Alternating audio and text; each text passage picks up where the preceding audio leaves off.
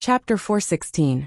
Yun Jian stayed in Xinjiang town for the entire morning and afternoon, returning to Longmen City after having lunch at Lu Fian's house. The police had decided to investigate Lu Fian's father's case, so it would not be as unfair as before. Before she left, she told Lu Fian and her mother to look for her in Longmen City if the police did not reinvestigate the matter as they had said, or if Zhang Qin's grandfather acted like he did in the past. Yun Jian even gave them her current address. Lu Fian bade farewell to Yun Jian with tears in her eyes, reluctance and gratitude evident in her eyes. "You don't have to send me off. I'll visit your house during the Lunar New Year," Yun Jian said with a smile, patting the back of Lu Fian's hand. Lu Fian nodded. Lu Fian and her mother did not ask Yun Jian how she became an advanced special forces soldier. It was not that they did not care, but they knew how to respect Yun Jian's own thoughts. There were things that Yun Jian would say if she wanted to. It was already evening when they returned to Longmen City.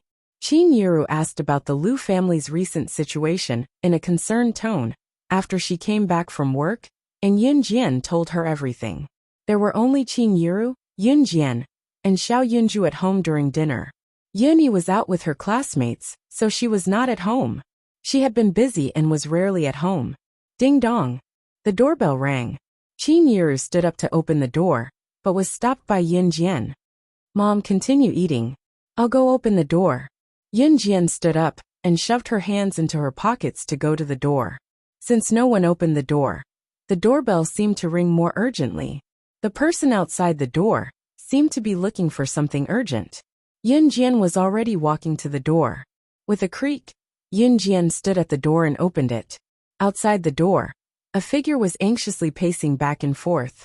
Once the girl saw Yun Jian, she rushed to her and said hastily, "Sister Jian, not good. Boss was shot, and his life is in danger."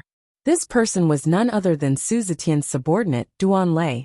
Duan Lei was a steady person, but at this moment, he lost his sense of heaviness. Yun Jian immediately knew that something must have happened to the Su Zetian that Duan Lei had mentioned.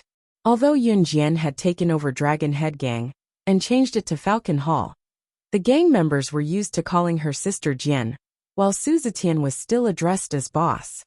Yun Jian never cared about these things. "Let's talk outside." Duan Lei's voice was very loud. Yun Jian was afraid that Qin Yiru, who was in the room, would hear him, so she turned around. In spite of it, Qin Yiru had already heard the commotion. She stood up and walked over asking, "Xiao Jian, what's going on? Who's in danger?" Yun Jian had Duan Lei leave the house first before she turned to lie to Qin Yiru. "Mom, it's something in the military. I'll go take a look and see if I can help. Don't worry." After that, Yun Jian hurried out of the house after Qin Yiru agreed. Qin Yiru did not ask further when she heard that it was something in the military. After Yun Jian left the house, she went to Falcon Hall's headquarters side by side with Duan Lei. What exactly happened? Yun Jian went straight to the point. As they walked, Duan Lei explained, but his slightly panting voice sounded very anxious. Boss was having a meeting with the higher-ups in the gang when a sniper sniped him from afar. It was so close. Boss would have died on the spot. Chapter 417. Yun Jian knew that Duan Lei and the gang were Su Zetian's buddies. Back then, it was Su Zetian who had led them to establish Dragon Head Gang. Of course, their friendship was greater than the sky. "Do you know who did it?" Yun Jian pressed her lips together. She did not look flustered, merely walking briskly to Falcon Hall's headquarters with Duan Lei. "I have my suspicions, but I'm not sure," Duan Lei said, calming down. Duan Lei had run over earlier, but once he reached Yun Jian, he suppressed his fear. It was as if as long as Yun Jian was around, everything was not a problem and could be solved. "Who is it?" Yun Jian asked. "Flying Passage." Duan Lei uttered those 3 words. Yun Jian nodded slightly, a sharp glint flashing in her expressionless eyes. If she remembered correctly, Flying Passage was a gang in Taizhou City, the closest to Longmen City. Furthermore, the Sky Bridge Gang in Falcon Hall had been having a territorial dispute in recent days. There were many cities near Longmen City. Su Linbua, whom they met at the National Mafia Tea Party, was the mafia boss of Yuzhou City, which was near Longmen City. As for the recent dispute between Flying Passage and Falcon Hall, it originated from Flying Passage. For some reason, Flying Passage insisted that a downtown area in Longmen City was actually under Flying Passage's jurisdiction.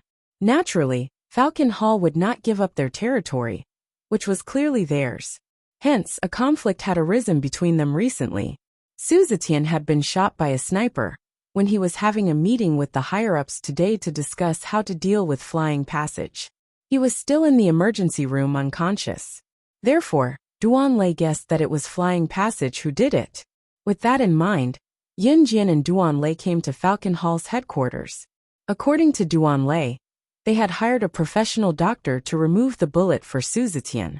However, removing the bullet in Falcon Hall's headquarters was not as well equipped as a hospital, so the risk factor was much higher. There was a reason why Su Zetian had not gone to the hospital yet. Usually, gangsters would not go to the hospital for no reason. Especially someone like Su Zetian, who had been shot, couldn't go to the hospital. Because how could an ordinary person get shot? Moreover, Z country prohibited ordinary people from carrying firearms. Once discovered, they would be severely punished. If he sent Su Zetian to the hospital, he would probably be arrested soon. If a regular gangster was caught, he could still find someone to bail him out. Even the police station could turn a blind eye to it. But if they were discovered in the hospital, it would be troublesome. Therefore, when gangsters got shot, they would rather die than go to the hospital for the sake of their brothers in the gang. As they spoke, Yin Jian and Duan Lei arrived at Falcon Hall's headquarters. A row of higher-ups stood in the main hall of Falcon Hall's headquarters. At this moment, all of them had ashen faces, anxious. Sister Jian's here. At this moment, someone saw Yin Jian and Duan Lei walking in from outside the door. He seemed to have found support in an instant and shouted. Yin Jian stepped in and glanced around before pressing her lips together and looking down at the crowd. Where's Su Zetian? Sister Jian, he's in the room. The doctor is still removing the bullet. The room can't be too stuffy in case boss's wound gets infected, so we can only stand outside and wait. One of the higher-ups told Yin Jian hoarsely with swollen eyes. Chapter 418. Su Zetian was in the room now, and the doctor was operating on him. When the doctor first saw Su Zetian's injury, he shook his head and sighed. I'll do my best. It was because of this that the higher-ups present were teary-eyed. Waiting was the longest. It was especially so when they did not know if Su Zetian could be saved. After all, he had fainted the moment he was shot. If the doctor had not come in time, Su Zetian would not have made it in his condition. Yin Jian shifted her gaze to the closed door of the room, where Su Zetian was operating, and strode toward it. Seeing that Yin Jian was about to open the door, the higher-up who said that Su Zetian was in the room stopped her quickly. Sister Jian, you can't go in. The doctor said that the air inside must be kept clean, or it'll infect boss's wound. The higher-up spoke up out of concern for Su Zetian's injury. Yin Jian understood. Before Yin Jian could say anything, Duan Lei's voice came from behind. Sister Jian, we all know that you care about boss too, but all we can do now is wait. All of us hope that boss is safe and sound. As Duan Lei spoke, his voice grew hoarser. In the end, one could hear a hint of sobbing in his voice. Su Zetian's subordinates were loyal and devoted. Su Zetian himself didn't treat them as subordinates, but as his own brothers. Today, something like this happened to Su Zetian. This group of fearless men, who had relied on brute force to develop the Dragon Head Gang to its current state, had their eyes red. They all lowered their heads, and no one spoke for a moment. Just as everyone was crestfallen and trembling in fear that bad news would come out of the room at any time, a melodious and light female voice rang out. I know medicine. When they first heard the voice, their hearts skipped a beat. In less than 3 seconds, they looked up abruptly, their bright eyes looking straight at the girl standing at the front. Sister Jian knew medicine? They were stupefied.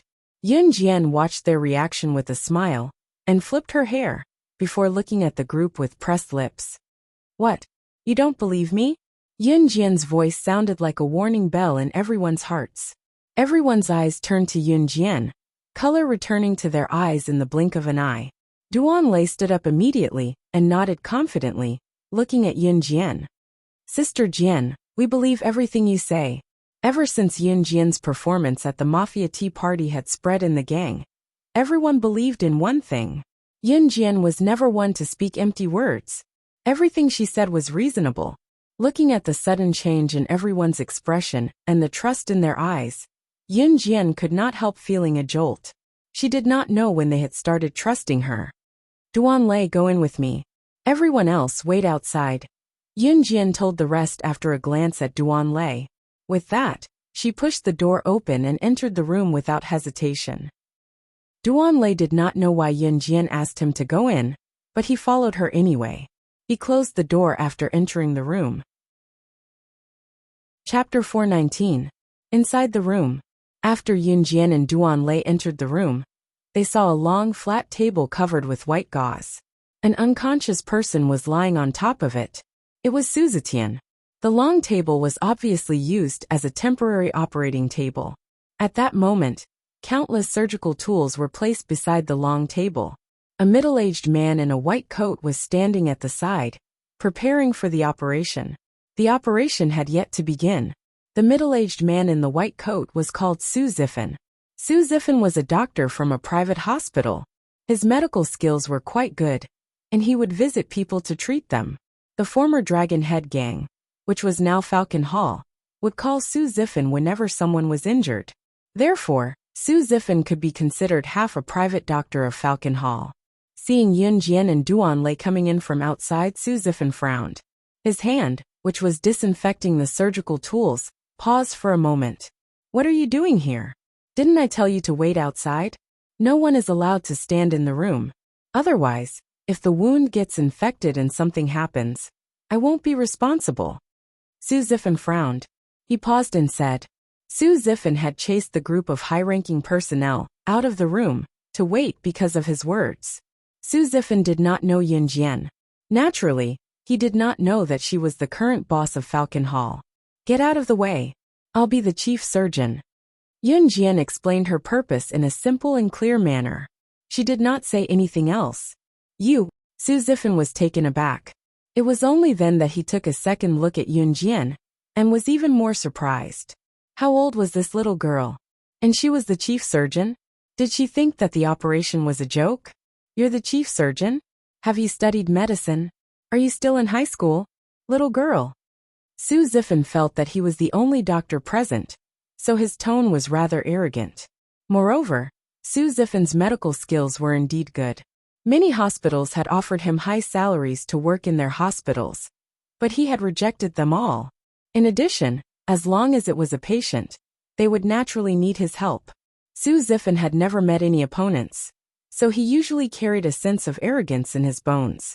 Su Zifan, take a good look at who is standing in front of you. Be careful that I don't kill you for speaking rudely. Duan glared at Su Zifan and spoke viciously. Before this, Su Zifan was the only doctor here, so Duan would go easy on him. It was different now. Sister Jian knew medicine as well. Su Zifan was dumbfounded. He didn't expect Duan to speak to him in such a tone. After you, Sister Jian. Duan saw that Su Zifan had restrained himself, and did not waste any more time. He turned to look at Yun Jian and said, Yun Jian walked over. Sister Jian. Could the person whom Duan, a high-ranking member of Falcon Hall, address as Sis be the young new boss of Falcon Hall that was rumored to be? Su Zifan was dumbfounded for a moment. Only then did he realize how much hatred his words had caused. His whole body shivered as he stood there. Su Zifan didn't even dare to move. She was the boss of Falcon Hall.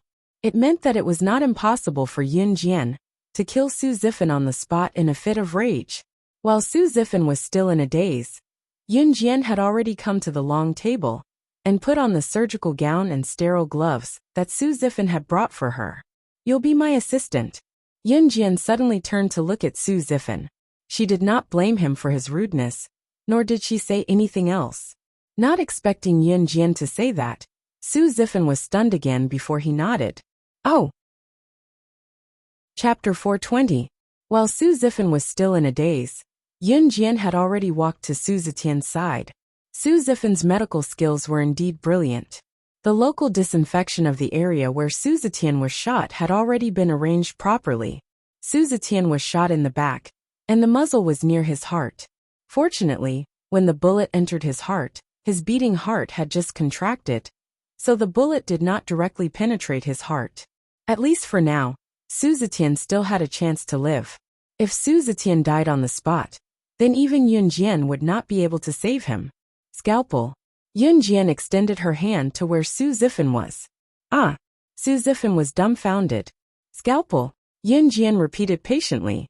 In fact, if Su Zifan was not the only one present who knew medicine, Yun Jian would not have asked him to be her assistant.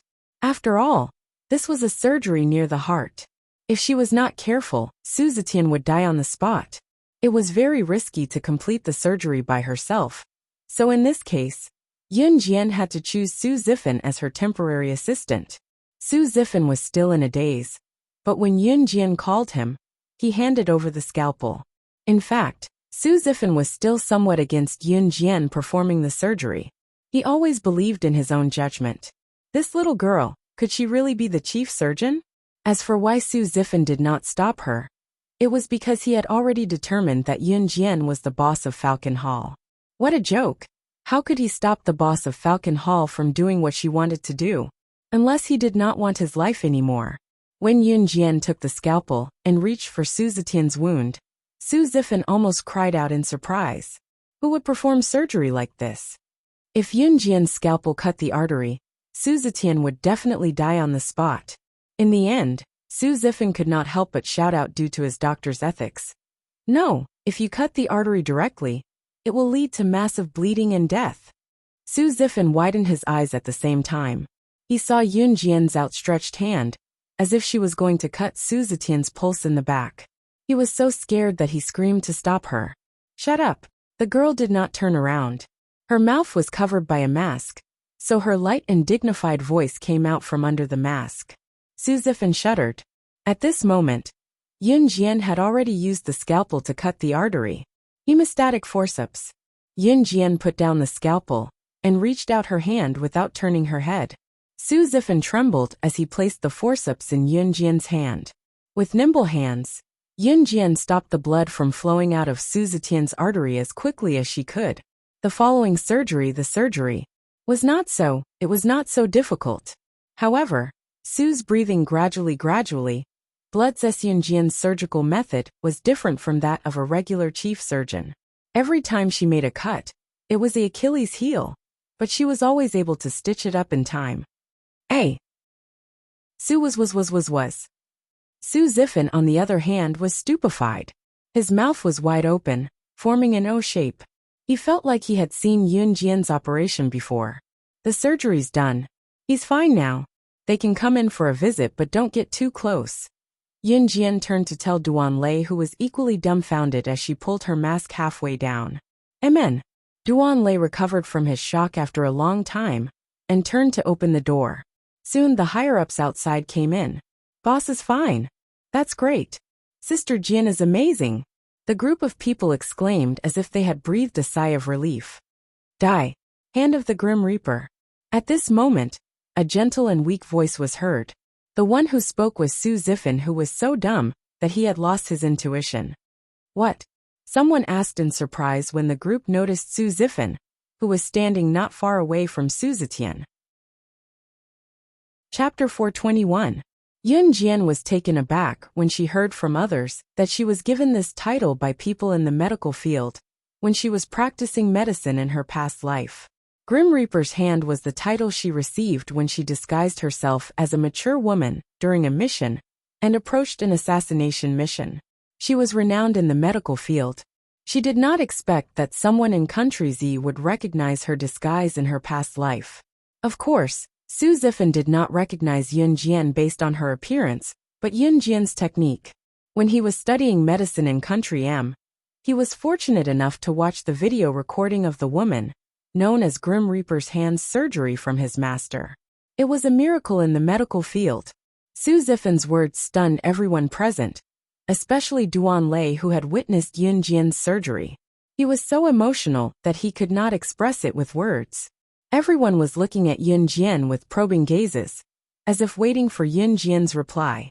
Yin Jian suddenly waved her hand and pressed her lips into a smile. It's purely a coincidence. The higher-ups did not doubt Yin Jian's words. Su Zifan, on the other hand, was frowning hard as he looked at Yin Jian, unable to calm himself down. Others might not know, but he had witnessed the surgery of the woman known as Grim Reaper's hand with his own eyes. If Yin Jian and the woman's surgical technique were to be 100% identical, then they were 90% similar. Other than their looks, Yin Jian and the woman were practically carved from the same mold. I'll leave Su Zetian's post-surgery care to you, Yin Jian said after a brief moment of squinting at Su Zifan. Ami.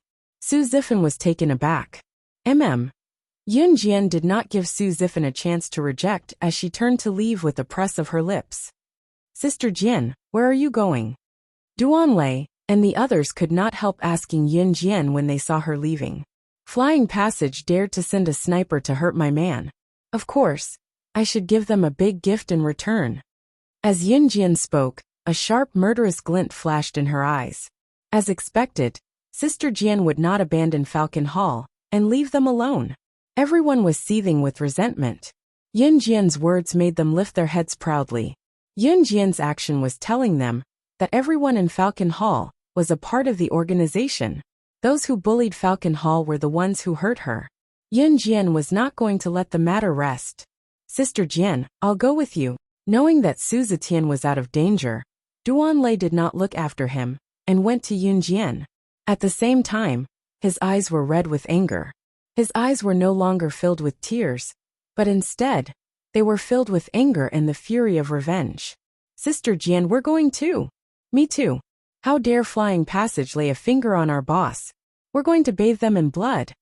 Loud voices resounded throughout the place. Everyone had only one thought in mind, and that was to make Flying Passage pay the price.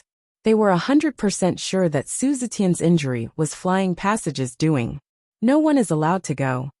Yin Jian looked at the group and spoke with a press of her lips. Then she continued, but what she said was hot-blooded. It's just Flying Passage. I alone am enough to take it down. Yin Jian's brash and arrogant words sounded domineering to the ears of the others. No one thought that she was young and frivolous. Chapter 422. On the highway from Longmen City to Taizhou City, a fiery red Ferrari LaFerrari sped along. The red Ferrari overtook countless cars, pulling the distance to the maximum. The camera turned around and passed by the corner of a mirror. A delicate and pretty little face was reflected in the mirror. Yin Jian sat in the driver's seat of the Ferrari LaFerrari. She turned the car around and sped along the highway where there were fewer cars. There was only one destination for her, Taizhou City flyover. She was the only one involved in this operation. Since she said that she alone was enough, Yin Jian did not allow anyone from Falcon Hall to follow her to Taizhou City. In addition, Su Zetian still needed care. The success of the operation did not mean that Su Zetian was out of danger. After all, the injury was near his heart, and he had to be nursed carefully if he wanted to recover. To prevent snipers who saw that Su Zetian was not dead and came back, Yin Jian sent Qingyu to patrol Falcon Hall more often. Qingyu might not be strong, but she had thousands of ways to kill her opponent when it came to assassination. Therefore, as long as Qingyu was guarding Falcon Hall, Su Zetian and his men would be fine. Taizhou City flyover. A lavish and extravagant evening banquet was being held. The banquet was brightly lit all around. During this period of time, countless people came and went, expressing their goodwill one after another. It was a scene of harmony and joy. Somewhere in the banquet, a bald middle-aged man was holding a red wine glass in his right hand. He was chatting with a man of similar age, who was only wearing a black unlined shirt, and had a dragon tattoo near his collarbone. The bald middle-aged man was none other than the boss of Taizhou City's flyover. His name was Su Zhouzheng, and people called him Third Master. Flyover was more powerful than the original Falcon Hall. In addition, Su Zhouzheng's flyover had always maintained its position as the second largest gang in the entire Zhe province. Therefore, his position was one of the best among all the gang bosses in Zhe province. The man with the dragon tattoo on his collarbone, who Su Zhouzheng, was talking to was the head of a firearms family, Yin Tianlei. Yin Tianlei's firearms family had no international reputation, but in Z country, he was a major firearms smuggler. Even Su Zhoujing, who was the second largest gang in Zhe province, could not help but feel respect for Yin Tianlei. It could be said that this banquet was held by Su Zhoujing to welcome Yin Tianlei.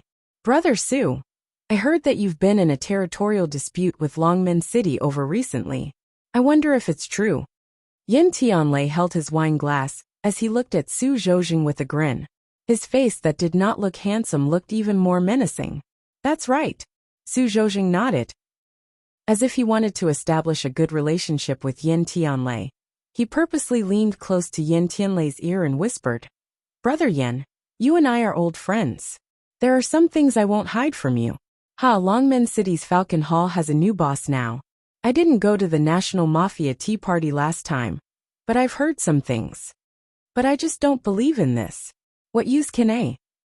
Other than spreading her legs to give birth, what can she do? I'll be honest with you. I've hired a sniper. If there's no accident, the current boss of Falcon Hall is probably dead by now. Just as Su Zhoujing finished his tirade, the tightly shut door of the banquet was kicked open from the outside. A young girl with a delicate and beautiful face wearing a long black down jacket walked in, attracting the attention of many people. Su Zhoujing and Yin Tianlei were shocked as well. Chapter 423.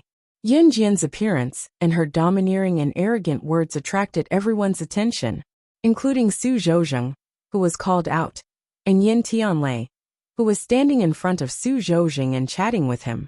Everyone turned their attention to Yin Jian, who had just kicked the door open. Yin Jian's delicate face was delicately sculpted. She was dressed in a plain long black down jacket that wrapped around her impressive figure. It was not hard to imagine what kind of figure lay beneath the thick jacket. In spite of it, the most shocking thing was what Yin Jian said.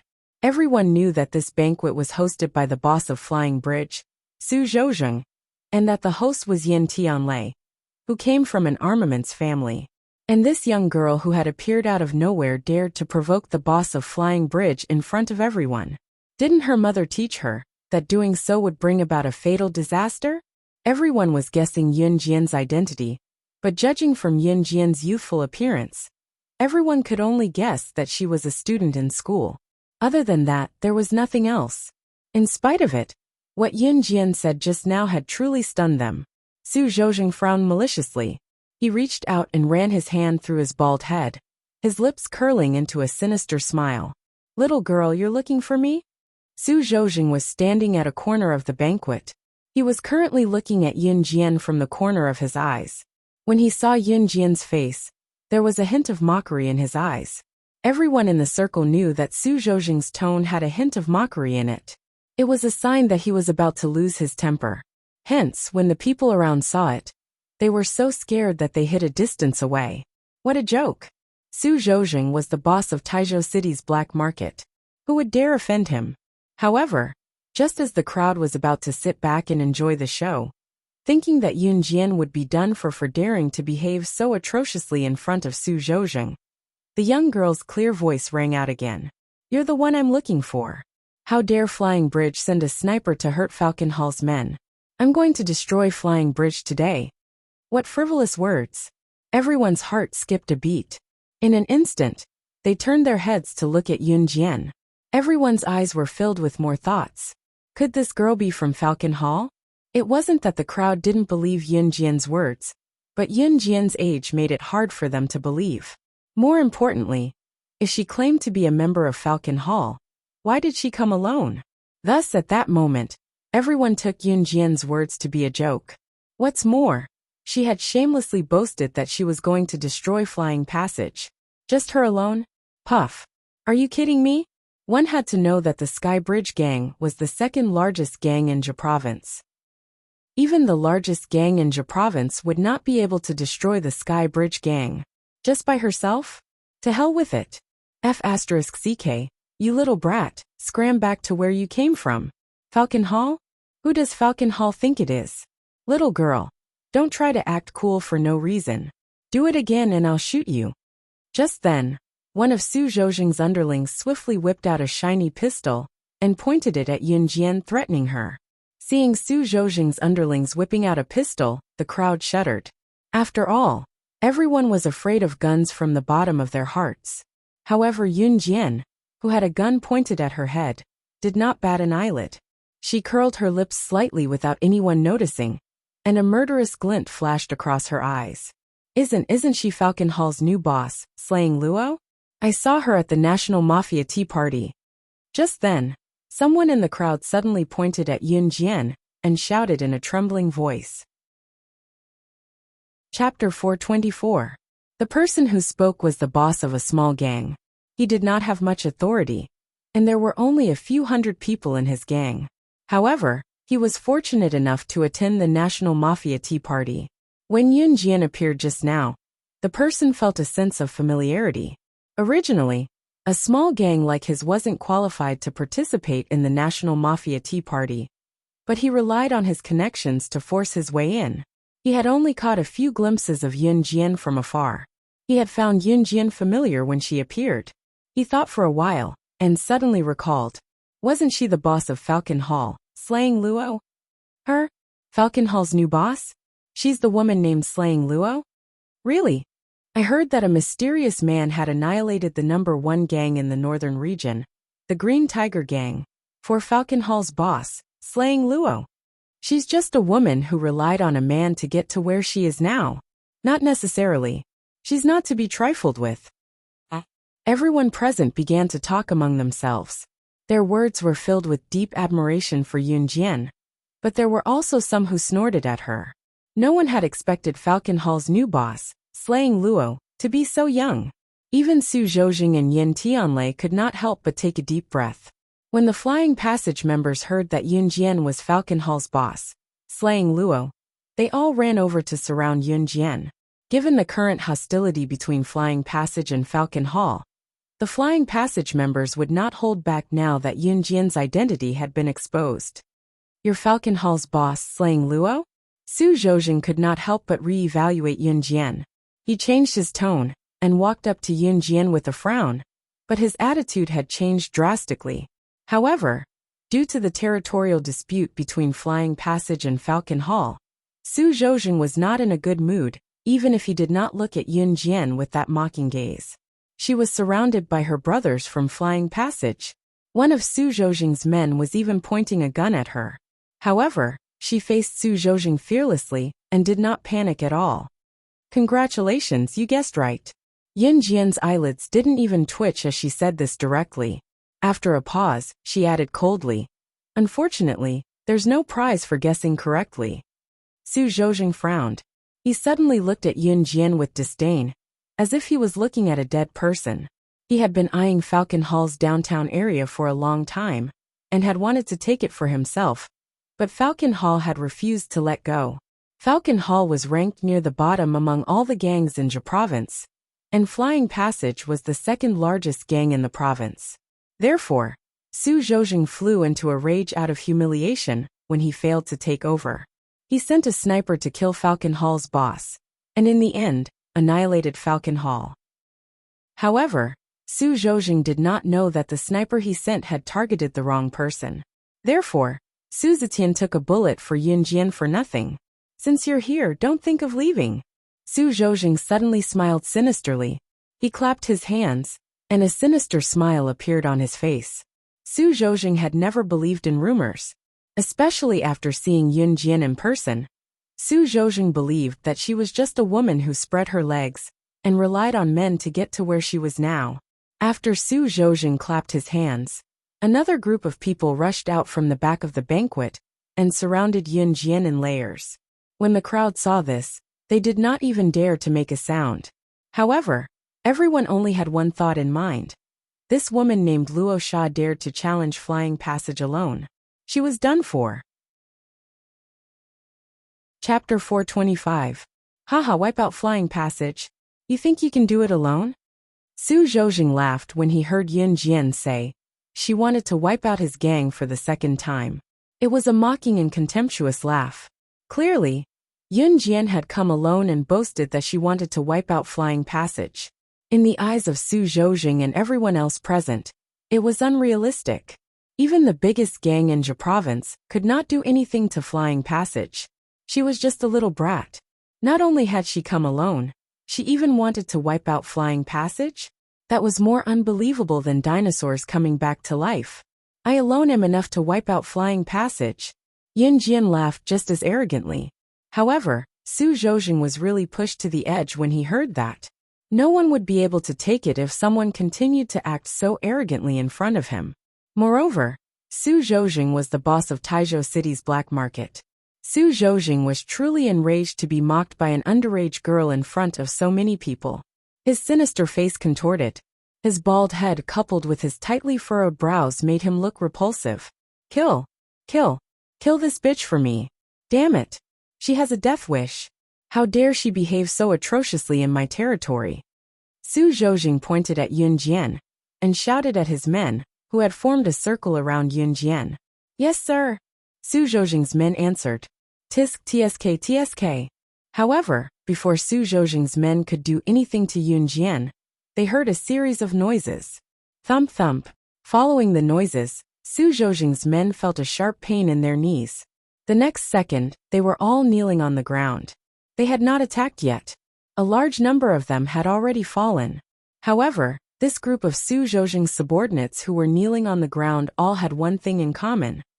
Their knees were pierced deeply by a very small blade, forcing everyone to kneel on the ground at the same time, as if their legs were paralyzed or directly fell to the ground. When the blade pierced deep into their knees, excruciating pain spread throughout their bodies. Before Su Zhoujing's subordinates could make a move, they had all fallen to the ground and were howling in pain. This scene scared the hell out of everyone. Everyone saw that the blades that had pierced into the knees of Su Zhoujing's men had been shot out by Yin Jian. Ah, boss, this blade is poisonous. We can't stand up. One of Su Zhoujing's men who had fallen down shouted desperately. They only felt that their bodies were weak. After being stabbed by the blades, they didn't even have the strength to stand up. What was going on? Everyone was terrified. Then, they all turned to look at Yun Jian. However, Yun Jian pursed her lips slightly and revealed a contemptuous smile in front of everyone. She even knew how to poison him. Moreover, the way he threw the blade was exactly the same as the assassins in the movies. Everyone looked at Yun Jian in horror, as if they had seen the Grim Reaper. No wonder she was so confident. The blades in her hands were laced with poison. Once they pierced someone, that person would instantly go limp and would not even have the strength to stand up. Yun Jian smirked when she saw that Su Zhoujing's men were already wailing and howling. These flying blades had been soaked in Qing Yu's poison. Once the blades grazed the body and came into contact with the blood in the body, the person would instantly go limp and would not even have the strength to stand up. This woman has a trick up her sleeve. Zhou Jie, shoot her. Quick. Kill her. Su Zhoujing shouted in horror. He quickly ordered the gun-wielding subordinate beside him, clearly shocked by Yun Jian's actions. Before he could finish, Yun Jian's leisurely voice rang out again. It's time for the game to end. Since Flying Passage dares to target Falcon Hall, you'll have to pay the price. Chapter 426. As he spoke, Yun Jian's figure had already flashed. Su Zhoujing's gun-wielding subordinate, Zhou Jie, listened to Su Zhoujing's words and quickly grabbed the pistol and aimed at Yun Jian again. But in the blink of an eye, where was Yun Jian? Gone. I'm here. Suddenly, the girl's light voice came from behind. Zhou Jie's heart tightened. He grabbed the pistol in horror and turned around. But just as he turned around, he heard a chi sound, and a blade had already pierced his leg. His body went soft in an instant, and Zhou Jie fell straight to the ground like a puddle of mud.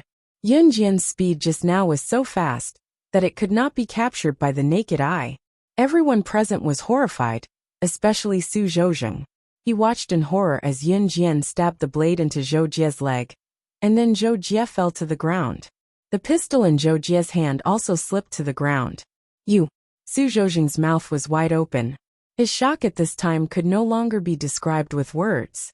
Su Zhoujing's group of subordinates all fell to the ground at this time, and no one could still stand and look at Yun Jian.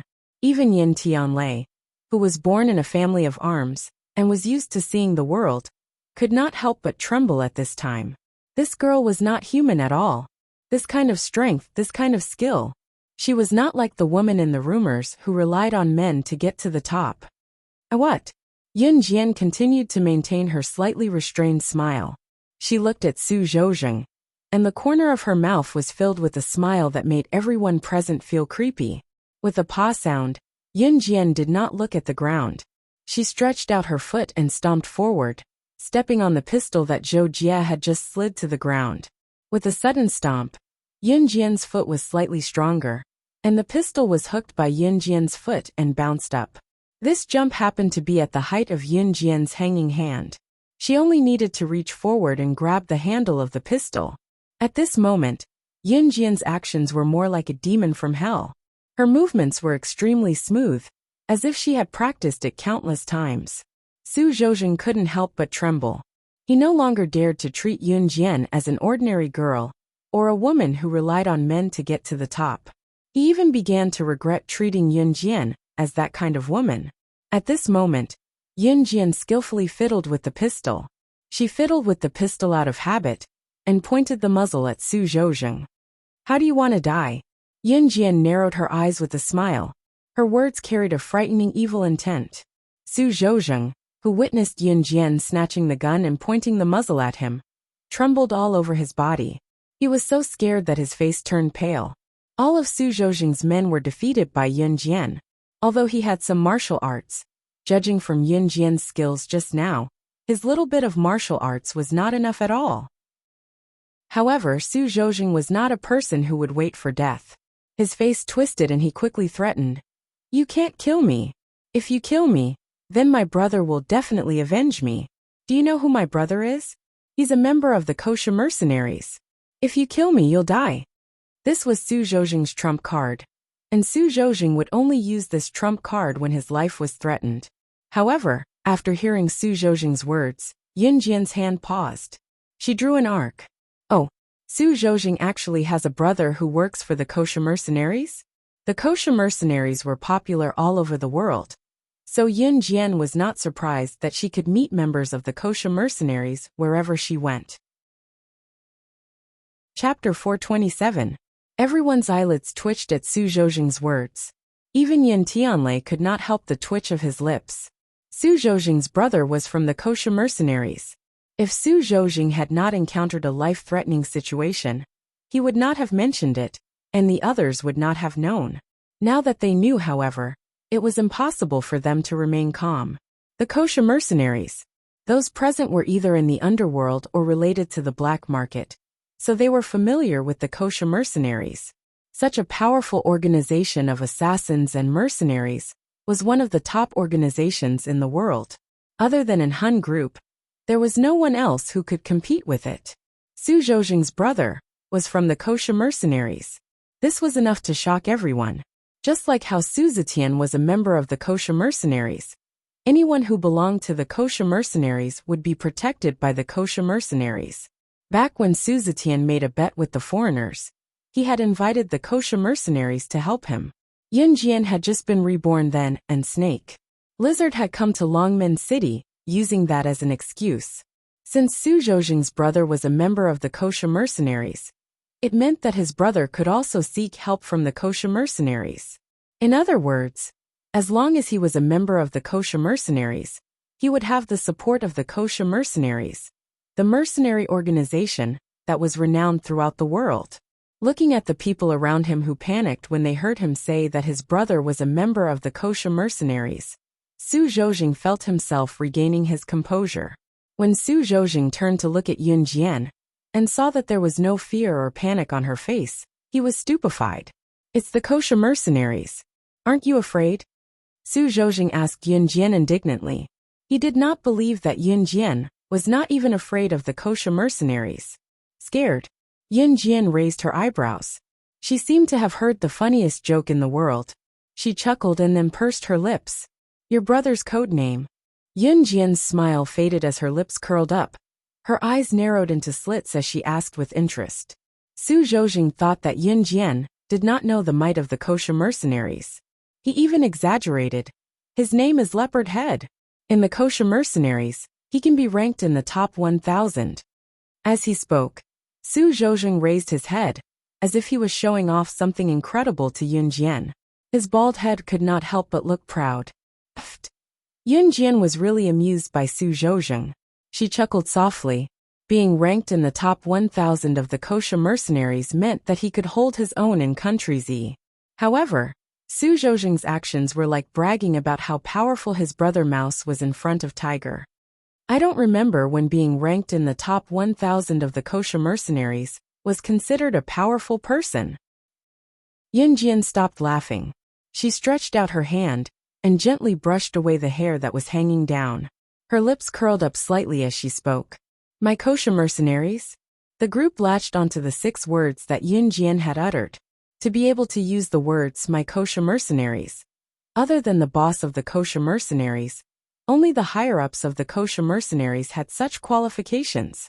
She was also a member of the kosher mercenaries. Furthermore, she was. Chapter 428. You're also a member of the kosher mercenaries? Su Zhouzheng shouted in despair. Su Zhouzheng's biggest trump card was his brother in the kosher mercenaries. Whenever he was in trouble, his brother would always be there to protect him. In turn, Su Zhouzheng was indirectly protected by the kosher mercenaries. Because of this, Su Zhouzheng's flying passage was already ranked as the 2nd largest gang in Jia province. What do you think? Yun Jian narrowed her eyes. She twirled the gun in her hand and pointed it at Su Zhouzheng. Alright, enough with the nonsense. But I have to thank you. If you didn't tell me, I probably wouldn't have known that the kosher mercenaries have a useless brother like your brother. Yun Jian closed one of her eyes. She laughed maniacally and narrowed her eyes at Su Zhouzheng. No, don't kill me. I was wrong, don't kill me. After realizing that Yun Jian was not afraid that his brother was a member of the kosher mercenaries, Su Zhouzheng immediately realized that Yun Jian might really be a member of the kosher mercenaries. She might even be a high-ranking member of the kosher mercenaries. Su Zhouzheng was in a mess. He suddenly turned around and ran forward as if he was running for his life. Seeing Su Zhouzheng running away in a frenzy, the crowd felt that it was unrealistic. Su Zhouzheng was the boss of the flying passage in Taizhou City. In spite of it, he was forced into this state by Yun Jian. Yan Tianlei knew that anything could happen if he did not step up now. So he quickly said to Yun Jian, "You're right. Hello, young friend. I'm from the Yin family's firearms family. I wonder if you can give me some face and spare brother Su this time?" Yan Tianlei's words made Yun Jian's hand that was about to pull the trigger pause. Yan Tianlei was delighted. He thought that he had convinced Yun Jian, who knew that in the next second, there would be a loud bang. The gun in Yun Jian's hand emitted a wisp of green smoke, but she didn't have any extra expression on her face. Bang! A crisp sound came from afar. Su Zhouzheng, who was running away in a panic, was hit in the heart by a bullet and died on the spot. Yun Jian's marksmanship was extremely fast and accurate. There wasn't even the slightest bit of deviation. Everyone looked at Yun Jian in horror. They watched as she gently raised her hand and put away the pistol. She turned to Yan Tianlei, whose face instantly turned pale, and said loudly, "Give you face? Who are you? Why should I give you face?" Su Zhouzheng had to die. Su Zetian had almost lost his life. Not to mention that Su Zetian had blocked the attack for himself. What Su Zhou wanted was his own life. Yun Jian had once said that she would kill anyone who wanted her life first. Su Zhouzheng's death meant that flying passage was no more. After all, a gang without a leader was the easiest to take over. Yan Tianlei's pale face was drained of blood. He wasn't the only one. Even those who had been in the underworld for years, or had plenty of experience, were completely stunned when they saw how decisive Yun Jian was in killing someone. She showed no signs of panic after killing someone, as if killing someone was just a simple meal. Was she really just a teenage girl? Yun Jian merely sneered at the terrified expressions of the people around her. She wasn't in a hurry to leave. Instead, she said arrogantly, "I'm never careless when it comes to killing. If Flying Passage dares to mess with Falcon Hall, then they'll have to pay the price. Listen up. If anyone dares to lay a finger on Falcon Hall in the future, Flying Passage will be your escape route. Chapter 429. Anyone who dared lay a finger on Falcon Hall would suffer the same fate as Flying Passage. Flying Passage destroyed. As if to prove that statement, Yun Jian led Falcon Hall's upper echelons into Flying Passage's headquarters the moment she returned. Due to the loss of their leader, internal strife broke out within Flying Passage. That was when Falcon Hall took advantage of the situation and seized control of the upper echelons of Flying Passage. In less than a day, they had taken over the entire Flying Passage. Flying Passage was the second largest gang in Jia Province. Even Leopard Pack, the largest gang in Jia Province, could not wipe them out. Yet, in less than a day, Falcon Hall, the weakest gang in Jia Province, had taken over Flying Passage and taken it under their name at lightning speed. Now that Falcon Hall had taken over Flying Passage's territory, it was only logical that they would become the second largest gang in Jia Province. In other words, all of Flying Passage's territory had been taken over by Falcon Hall. The black market was in an uproar when the news came out. At the same time, everyone knew that Flying Passage had planned to fight for territory with Falcon Hall. Since the fight did not go well, Flying Passage's boss, Su Zhouzheng, had sent someone to assassinate Falcon Hall's boss, slaying Luo. However, the sniper had hit the wrong person, causing Falcon Hall's former boss, Su Zetian, to take a bullet and almost die. Falcon Hall's new boss, slaying Luo, was enraged. She had gone to Flying Passage's headquarters alone and killed Su Zhouzheng, the boss, on her own. Then, she had taken advantage of Flying Passage's internal strife to take over the entire gang.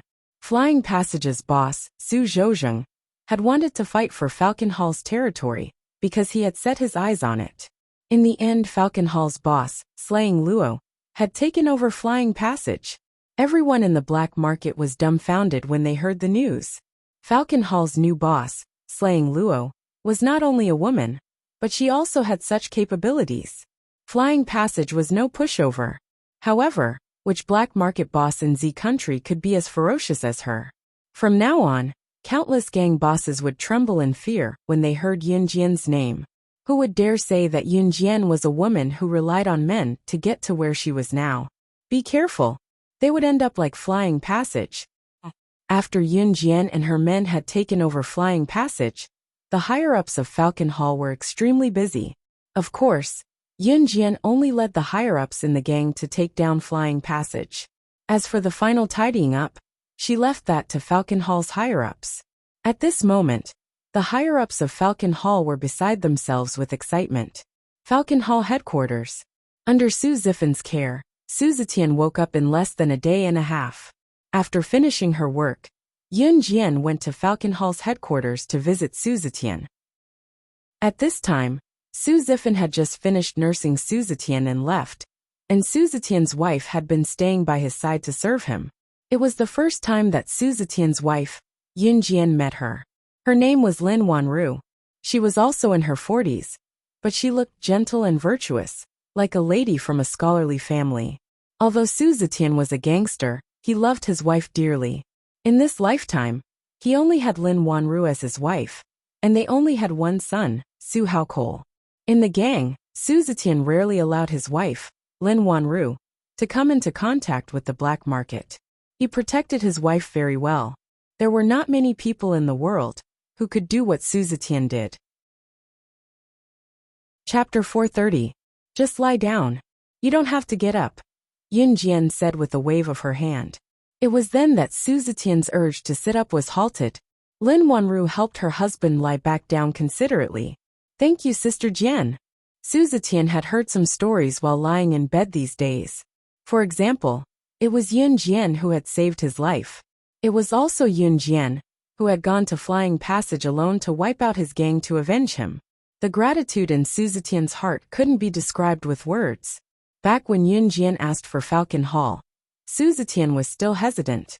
Now, however, he would die a horrible death if he had second thoughts. Yun Jian had really led Falcon Hall out of Longmen City. Falcon Hall was now the second largest gang in Jia Province. They were replacing the Sky Bridge gang. You don't have to thank me, Yun Jian said faintly. In spite of it, Su Zetian could feel her sincerity. Yun Jian did not know how to express herself, but she would use her actions to tell others and Su Zetian that she had taken him as one of her own. Yun Jian had always been protective of her own people. As long as someone offended her people, she would get rid of them as soon as possible. Rest well for the next few days. Go back to Falcon Hall after you've recovered, Yun Jian said. Yes, Su Zetian nodded heavily as he lay on the bed. He was accompanied by his wife, Lin Wanru, to Falcon Hall's headquarters today to look for Su Zifan to take care of him. Yun Jian had operated on him and stitched up the wound well. Su Zetian could basically walk with the help of others now, but his wound would not be torn apart as long as he did not move too much. Rest well then. I've passed your recent work to Duanlei. I'll be away for a while before the new year, and we'll be back after that. Yun Jian had arranged everything in an orderly manner. After saying that, she waited for Su Zetian to respond again before she turned around and left. Walking out of Falcon Hall's headquarters, someone suddenly caught up to her and called out to her. Yun Jian turned to see Lin Wanru jogging to catch up to her. Little girl, your name is Yun Jian, right? Thank you. Thank you for saving my husband. Although Lin Wanru was already in her 40s, she still looked very young. It was not an exaggeration to think that she was a young woman in her 20s or 30s. It was hard to imagine that this gentle, virtuous, and young-looking woman was Su Haokol's biological mother. I know my husband thanked you just now, but I still want to say thank you to you personally. Lin Wanru looked at Yun Jian sincerely. Yun Jian's pursed lips suddenly relaxed. She smiled slightly and responded to Lin Wanru's words. You're welcome. After returning from Falcon Hall, Yun Jian did not go home. She went to Lan Su's place first to inform him that she would not be coming back these few days before going to Qing Yu's house. When she went to Qing Yu's house today, she was the only one at home. As for her brother, Yun Yi, Yun Jian guessed that he had probably gone for tutoring. Yun Yi was a studious person, so he would go for tutoring during the winter break to improve his grades. Qing Yu ran to open the door and smiled when she saw Yun Jian. Sister Jian, you're here? Are you done packing? Yun Jian asked. I'm ready. I'm ready to go anytime. Qing Yu shook herself like she was relaxed and answered with a grin. On Qing Yu's side, Yun Jian had already found an excuse. Now, Yun Jian and Qing Yu were in a Ferrari sports car heading to the nearest airport. Chapter 431. The headquarters of the Kosha mercenaries was located on a mysterious island in Country M. As it was an internationally renowned mercenary organization, the location of its headquarters was well hidden. There was no direct bus to the headquarters of the Kosha mercenaries. Even if there was a transfer, there was no way to get there. Even from Country M to the island where the headquarters of the Kosha mercenaries was located, one had to cross a huge ocean to reach the island where the headquarters of the Kosha mercenaries was located. In her past life, Yun Jian had always flown a private helicopter back to the headquarters of the Kosha mercenaries when she returned. It was just that those old fellows thought that something had happened to her, and Yun Jian had not shown up for so long. She did not want to return in a high-profile manner. She wanted to catch them off guard. After buying a flight ticket to Country M at the airport of Hutua Mountain, which was closest to Longmen City, Yun Jian sat in the departure lounge of the airport and waited. Qing Yu went to buy snacks while Yun Jian sat on the bench in the departure lounge with her eyes closed leisurely. There were not many people waiting to board the plane at the airport.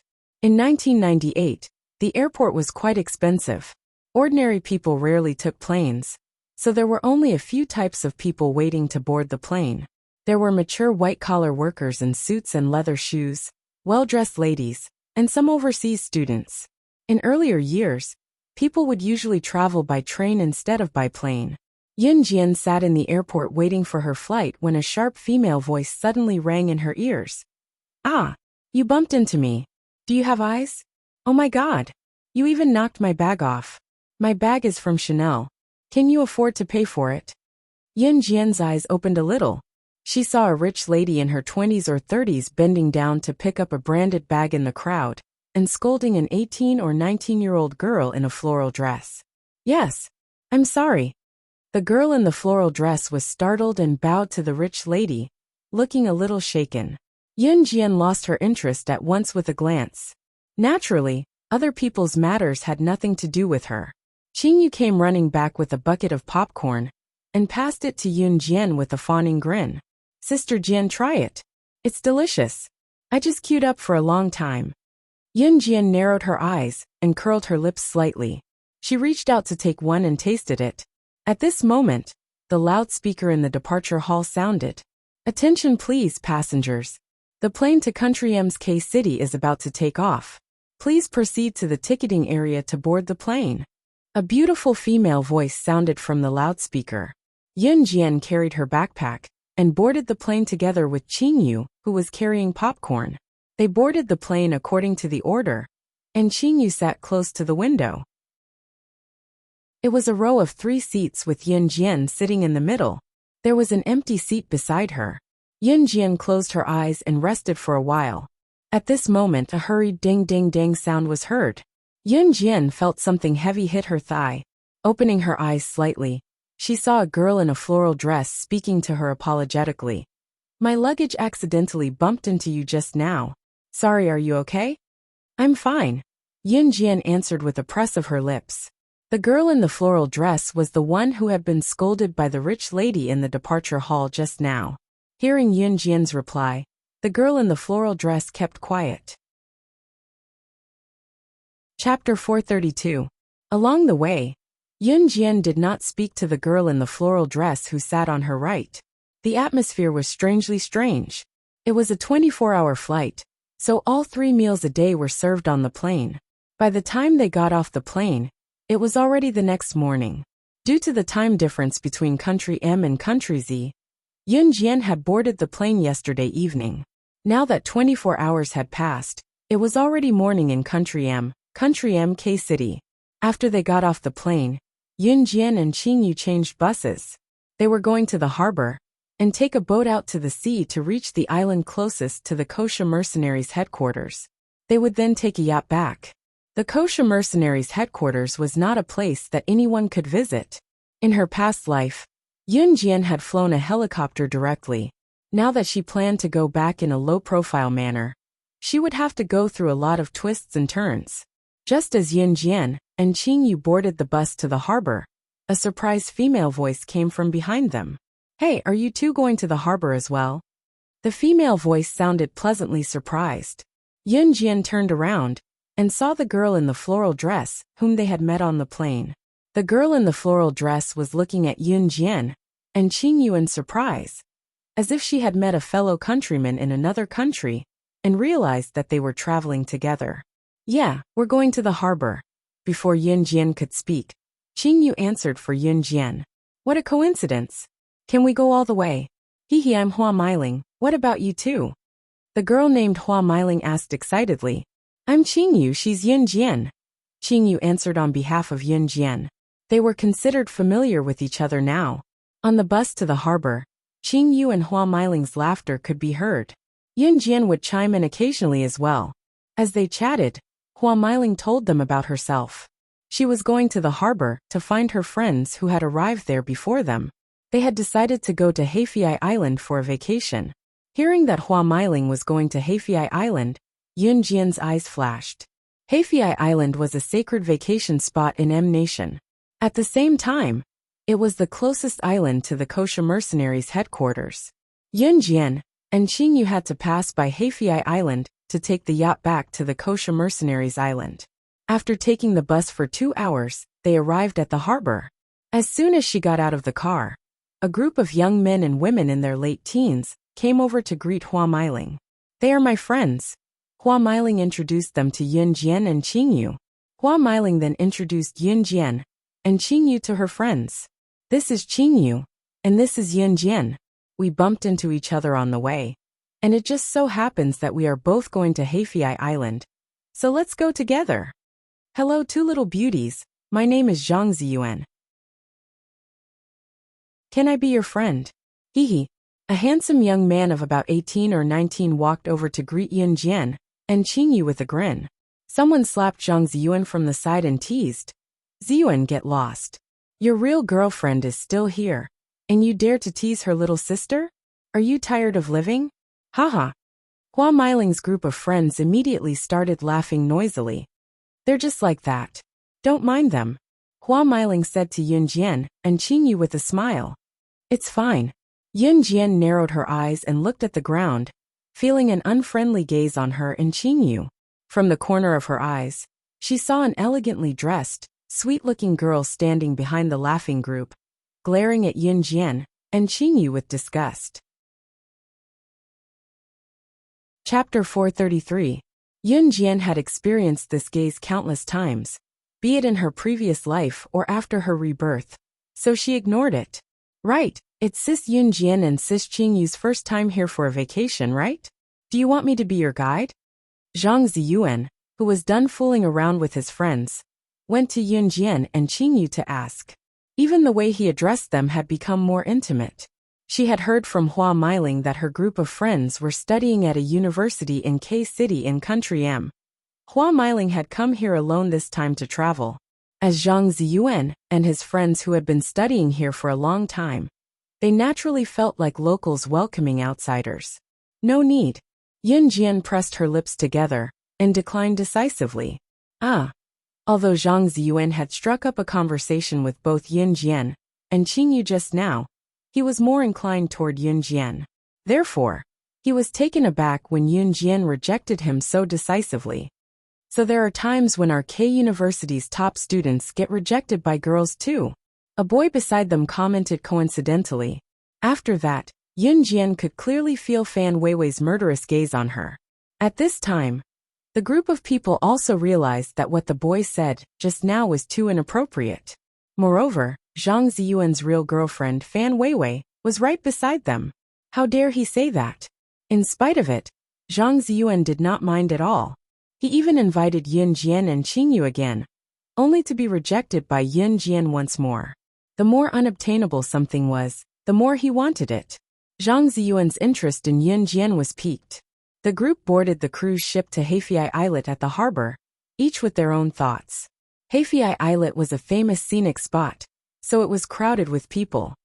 Sister Jian, are we going back to the organization directly or? When they arrived at Heifei Islet, Qingyu went to Yunjian and asked softly, while Hua Meiling and the others were admiring the scenery. Just go back. Yunjian answered without hesitation. She was not here for a vacation, so there was no need for her to go sightseeing with Hua Meiling and her friends. Just as Yunjian said that, Hua Meiling, who was walking in front, called out to them. Yunjian, Qingyu, come quick. What are you standing there for? Yunjian narrowed her eyes and caught up to them with Qingyu. The island of Heifei Island was very vast. There was an area with a beach. Since it was winter, there were not many people swimming in the sea. It was not that there were none. Yunjian and Qingyu wanted to leave as soon as they arrived. But Hua Meiling and her friends were already having fun on the beach. At this moment, the sound of a gunshot rang out beside everyone's ears. Everyone was taken aback. Then they saw a huge cruise ship coming ashore. On the side of the cruise ship, there was a unique skull imprinted on it. That was the symbol of the Kosha mercenaries. Yunjian's eyes twitched as she pressed her lips together, without saying a word. Hua Meiling's confused voice came from the side. What was that sound just now? This cruise ship is so weird. Why is there a skull on it? At this moment, the stairs on the cruise ship reached the ground, and a man in strange clothes walked down with a Browning pistol in his hand. There was a large group of people following behind him. These people had unique skulls printed on their wrists. At this moment, when everyone standing on the beach saw the man, who suddenly appeared with a pistol in his hand, they were so scared that they screamed one after another. Gun! He has a gun! Someone exclaimed, but before the man could finish screaming, he was killed by the man holding the Browning pistol with a bang. Life was worthless. That was how the saying went. Hua Meiling and her friends paled in fright. Chapter 434.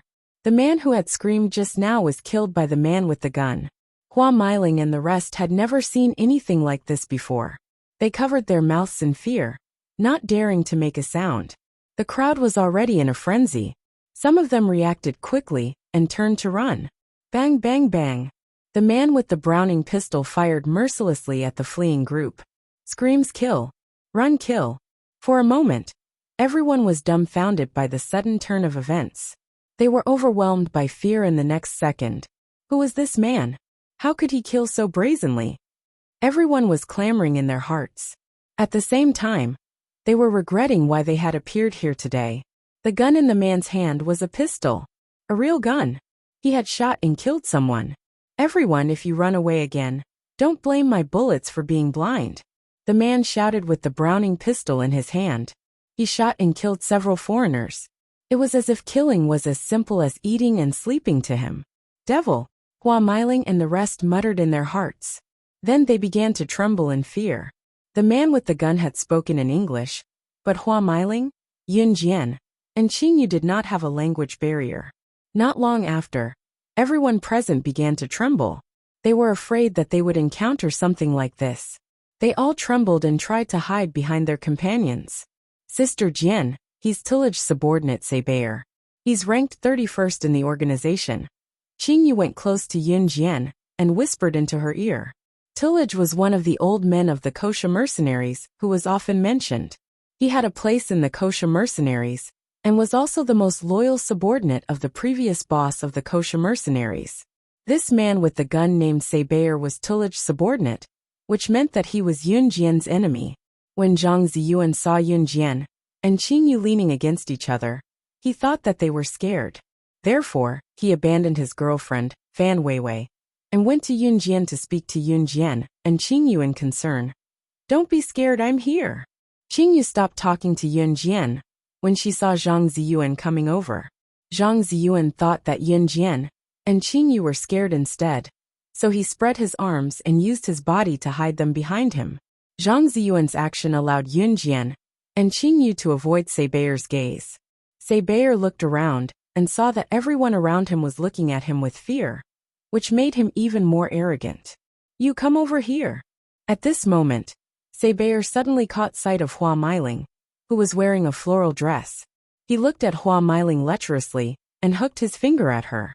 Seibayer of the Kosha mercenaries, ranked 31st, was a promiscuous bully. Hua Meiling was terrified. She stood where she was and shook her head, shrunk into herself nervously. Her action infuriated Seibayer. F***ck woman. I'm flattering you by asking you to come over here. You shameless B***tzh F***ck. Seibayer growled, but he did not kill her directly since he had not tasted Hua Meiling yet. He ran over in an attempt to grab Hua Meiling. Hua Meiling was even more frightened by the turn of events. She shrunk into herself and leaned against Fan Weiwei behind her. A glint flashed across Fan Weiwei's eyes. She thought viciously that it was Hua Meiling who had provoked Yun Jian and Qingyu. Therefore, Fan Weiwei steeled her heart and pushed Hua Meiling toward Seibayer. Just as Hua Meiling was about to be caught by Seibayer, the crowd saw a silhouette flash by.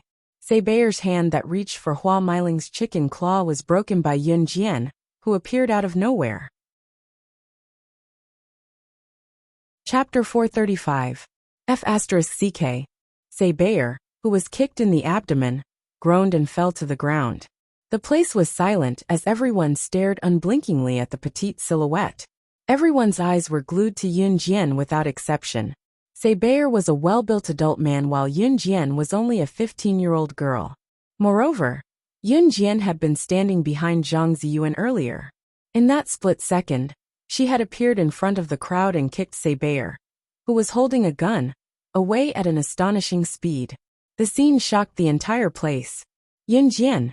Zhang Ziyuan had stood in front of Yun Jian and Qingyu with his arms open, thinking that they were afraid of this scene. He did not expect Yun Jian to be so agile. Zhang Ziyuan and the rest were dumbfounded. Hua Meiling was equally stunned. She stared blankly at Yun Jian, who was standing in front of her. She had witnessed Yun Jian's kick to Seibayer the clearest. Seibayer's abdomen, which was kicked by Yun Jian, caved in at the same time. What kind of strength did Yun Jian have to be able to kick a living person's abdomen to the point where it caved in? Hua Meiling was completely dumbfounded. She did not even think that she would have to escape with Yun Jian in her current situation. F***ck. Saber, who was kicked away, was stronger than anyone Yun Jian had met before. He stood up with a low growl.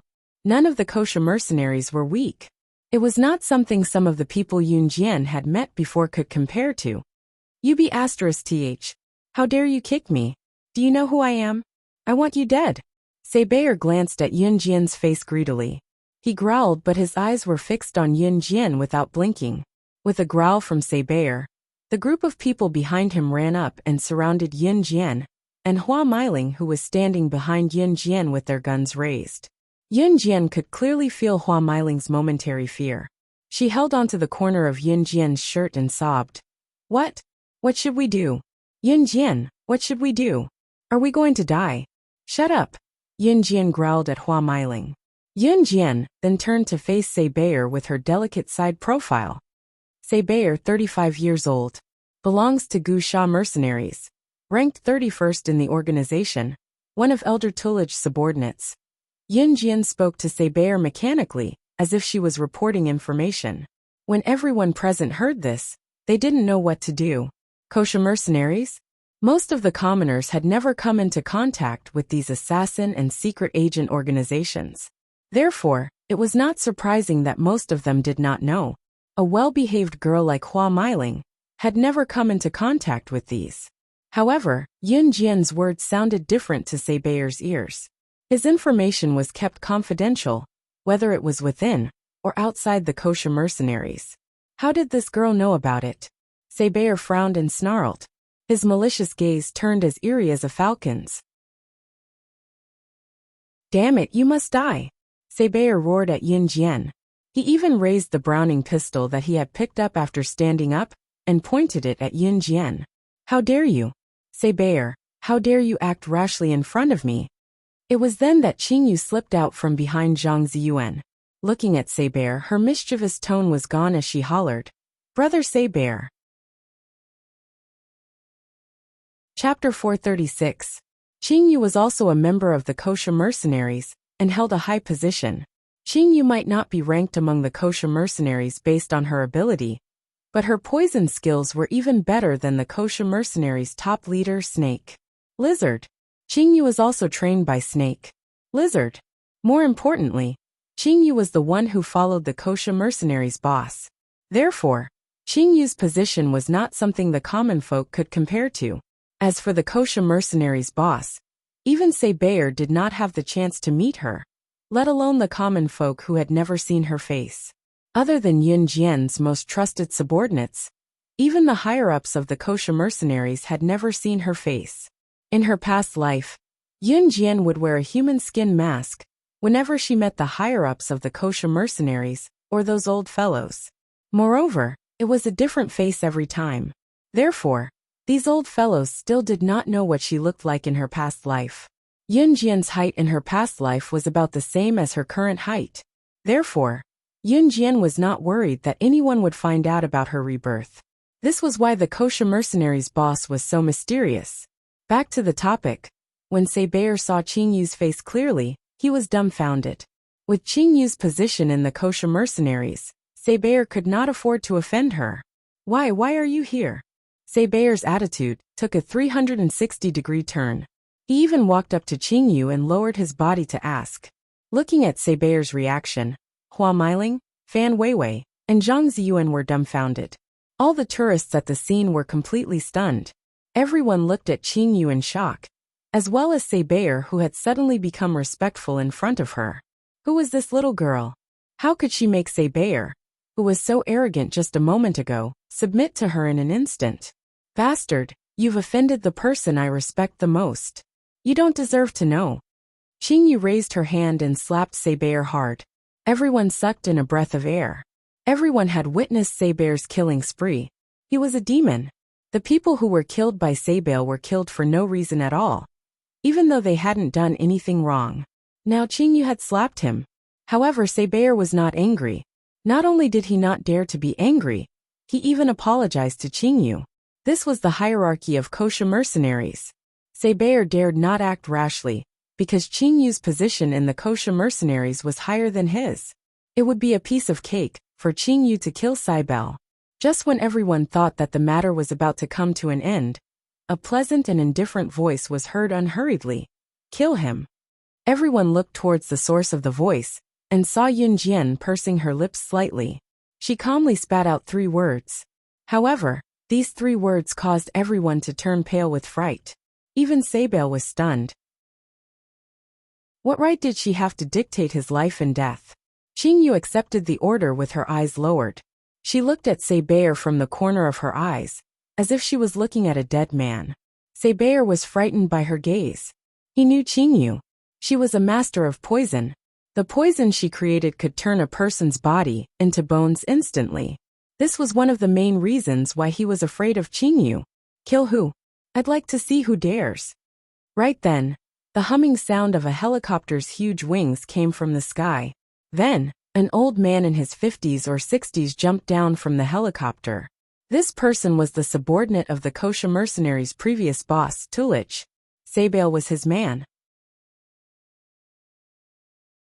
Chapter 437. Tulich was an old man in his 50s or 60s. He had a ferocious face, but it was not hard to tell that he was not good-looking when he was younger. However, even though he was already very old, when he first appeared, he still shocked everyone present. Especially when Tulich came down from a private helicopter. His actions were exactly like the villains in the movies. Hua Meiling, Zhang Ziyuan, Fan Weiwei, and the rest were rooted to the spot completely dumbfounded. Not only the few of them, but the people on the beach were also overwhelmed by fear. This was because not long after Tulich appeared, a large group of men in black uniforms with machine guns in their hands appeared in front of them. More importantly, their wrists were exposed. There was a unique skull-shaped symbol on their wrists that sent chills down one's spine. Most of the people present did not know the meaning of the symbol. However, due to their instincts towards danger, a sense of fear arose in their hearts when they saw the markings on the wrists of these people. Elder Tulich. Cybele was pleasantly surprised. Seeing that his elder had come to his rescue, he was no longer afraid of Qing Yu, and quickly went to stand beside Tulich. Tulich had been with the kosher mercenaries longer than Qing Yu. Even though Qing Yu and Tulich were of the same rank, Tulich's appeal in the kosher mercenaries was still slightly higher than Qing Yu's. On the other hand, Qing Yu was standing beside Yun Jian. Both parties stared at each other. Currently, Tulich was looking at Yun Jian insolently. His aged face looked like it was crawling with centipedes, looking ferocious and terrifying. However, when Tulich was sizing up Yun Jian, he felt the terrifying aura emanating from Yun Jian. The aura sent chills down Tulich's spine. Because he, Tulich, had only experienced this kind of aura from one person. However, from what he knew, that person would not appear here. She had been missing for a long time. When Slaying God went missing, Tulich had even sent people to conduct a large-scale search. In the end, they only managed to find Slaying God's favorite sports car, the Ferrari LaFerrari. But this person had mysteriously disappeared just like that. Then he disappeared without a trace. In fact, they hadn't seen each other for almost half a year. What did it mean if a person on this path disappeared for half a year for no reason? There was only one explanation. She was already dead. After coming to this conclusion, Tulich and the others were fearless. Recently they couldn't sit still, since that woman was already dead. In that case, the kosher mercenaries should not be under that woman's command. Therefore, Tulich's men began to ignore the kosher mercenaries' rules on a large scale, because he wanted to make a comeback and make his own decisions. Who are you? Tulich pressed his lips together and squinted at Evil Eye. There was a hint of murderous intent in his malevolent gaze as he asked Yun Jian. Tulich, you don't deserve to know. Qing Yu spat at Tulich and answered on behalf of Yun Jian. Yun Jian merely narrowed her eyes. Tulich, are you Elder Tulich from the kosher mercenaries? The #1 mercenary organization in the world? Right then a deep mature male voice that had been silent for a long time was heard. There was a deep sense of horror and shock in it. As soon as the mature man's terrified voice rang out, everyone present understood what he meant. A mercenary organization. Was that not an organization that killed people? It was the #1 in the world. Everyone's eyes widened in shock. Hua Meiling and the rest looked at Tulig and his men in horror. When they turned to look at Yun Jian, their eyes were filled with worry. Chapter 438. Hua Meiling and the rest were university students while Zhang Ziyuan, Fan Weiwei, and the rest were studying in a local university in Country M. How could they have ever seen such a terrifying scene? Hua Meiling and the rest were so scared that their legs turned to jelly when Saber shot and killed a bunch of people. Now, after hearing that Saber and Tulig were from the #1 mercenary group in the world, he was so scared that his legs turned to jelly. Just like the introduction in the movie, the people in this underground mercenary group were all demons who killed without batting an eyelid. Human lives were worthless in their hands. Hence, everyone present was so scared that their legs turned to jelly, and a chill ran down their spines. Saber's killing spree proved one thing. It was very likely that none of the people present would be able to make it out alive. Oh my God! If they had known that they would encounter such a terrifying incident today, they would never have come to Heifei Island for a vacation. However, the most impossible thing in this world was medicine for regret. The words of the mature man with a low voice earlier caused a stir in the crowd, but it did not affect Tulig and Yun Jian, who were looking at each other. Yun Jian's slightly pursed lips curled up slightly in the next second, forming a stunning smile. She did not expect to meet Tulig and the rest on Heifei Island. She also did not expect that Tulig and the rest of the old men could not wait to disregard the kosher mercenaries' rules and wreak havoc when she was out in the world for half a year. The kosher mercenaries had a clear rule that they were not allowed to kill people on a large scale for no reason. Not only would it attract the police's attention, but it would also cause a lot of trouble if they were to clash with the international police force. Now, she had only disappeared for half a year, and Tulig was already disregarding the kosher mercenaries' rules. Tulig, you're good. Yun Jian gritted her teeth and gave Tulig a cruel smile as she spoke. No one could tell what she meant. However, Tulig's eyelids twitched. She was just a little girl. Although she looked similar to slaying God, so what? Tulig firmly believed that Yun Jian was dead. Although Tulig had never seen Yun Jian's face in her previous life, he could sense her. Moreover, slaying God had survived a hail of bullets while the little girl in front of him was beautiful, and her hands were fair and delicate. It was impossible for slaying God, who wielded weapons all the time, to have such fair hands. Therefore, even when Qingyu was standing next to Yun Jian, Tulig had never associated Yun Jian with his kosher mercenaries' boss, slaying God. I am very good, but little girl, something bad might happen. Tulig smiled savagely. He stared at Yun Jian with a trace of cunning and cruel killing intent. No matter who this little girl was, she had to die. Tulig laughed sinisterly. He waved his hand and gestured to his men who were holding machine guns. The gesture was an order for them to open fire and kill everyone present, including Yun Jian and Qingyu. Just as Tulig raised his hand to give the order, a racing car flashed past them. The car was like a bolt of lightning that flashed past them and stopped beside Yun Jian. Screech! The car's tires screeched loudly. Then, two people alighted from the car. One of them was tall and sturdy, and his strong body was nearly 2 meters tall. The other had a voluptuous body, but wore a tight black shapewear.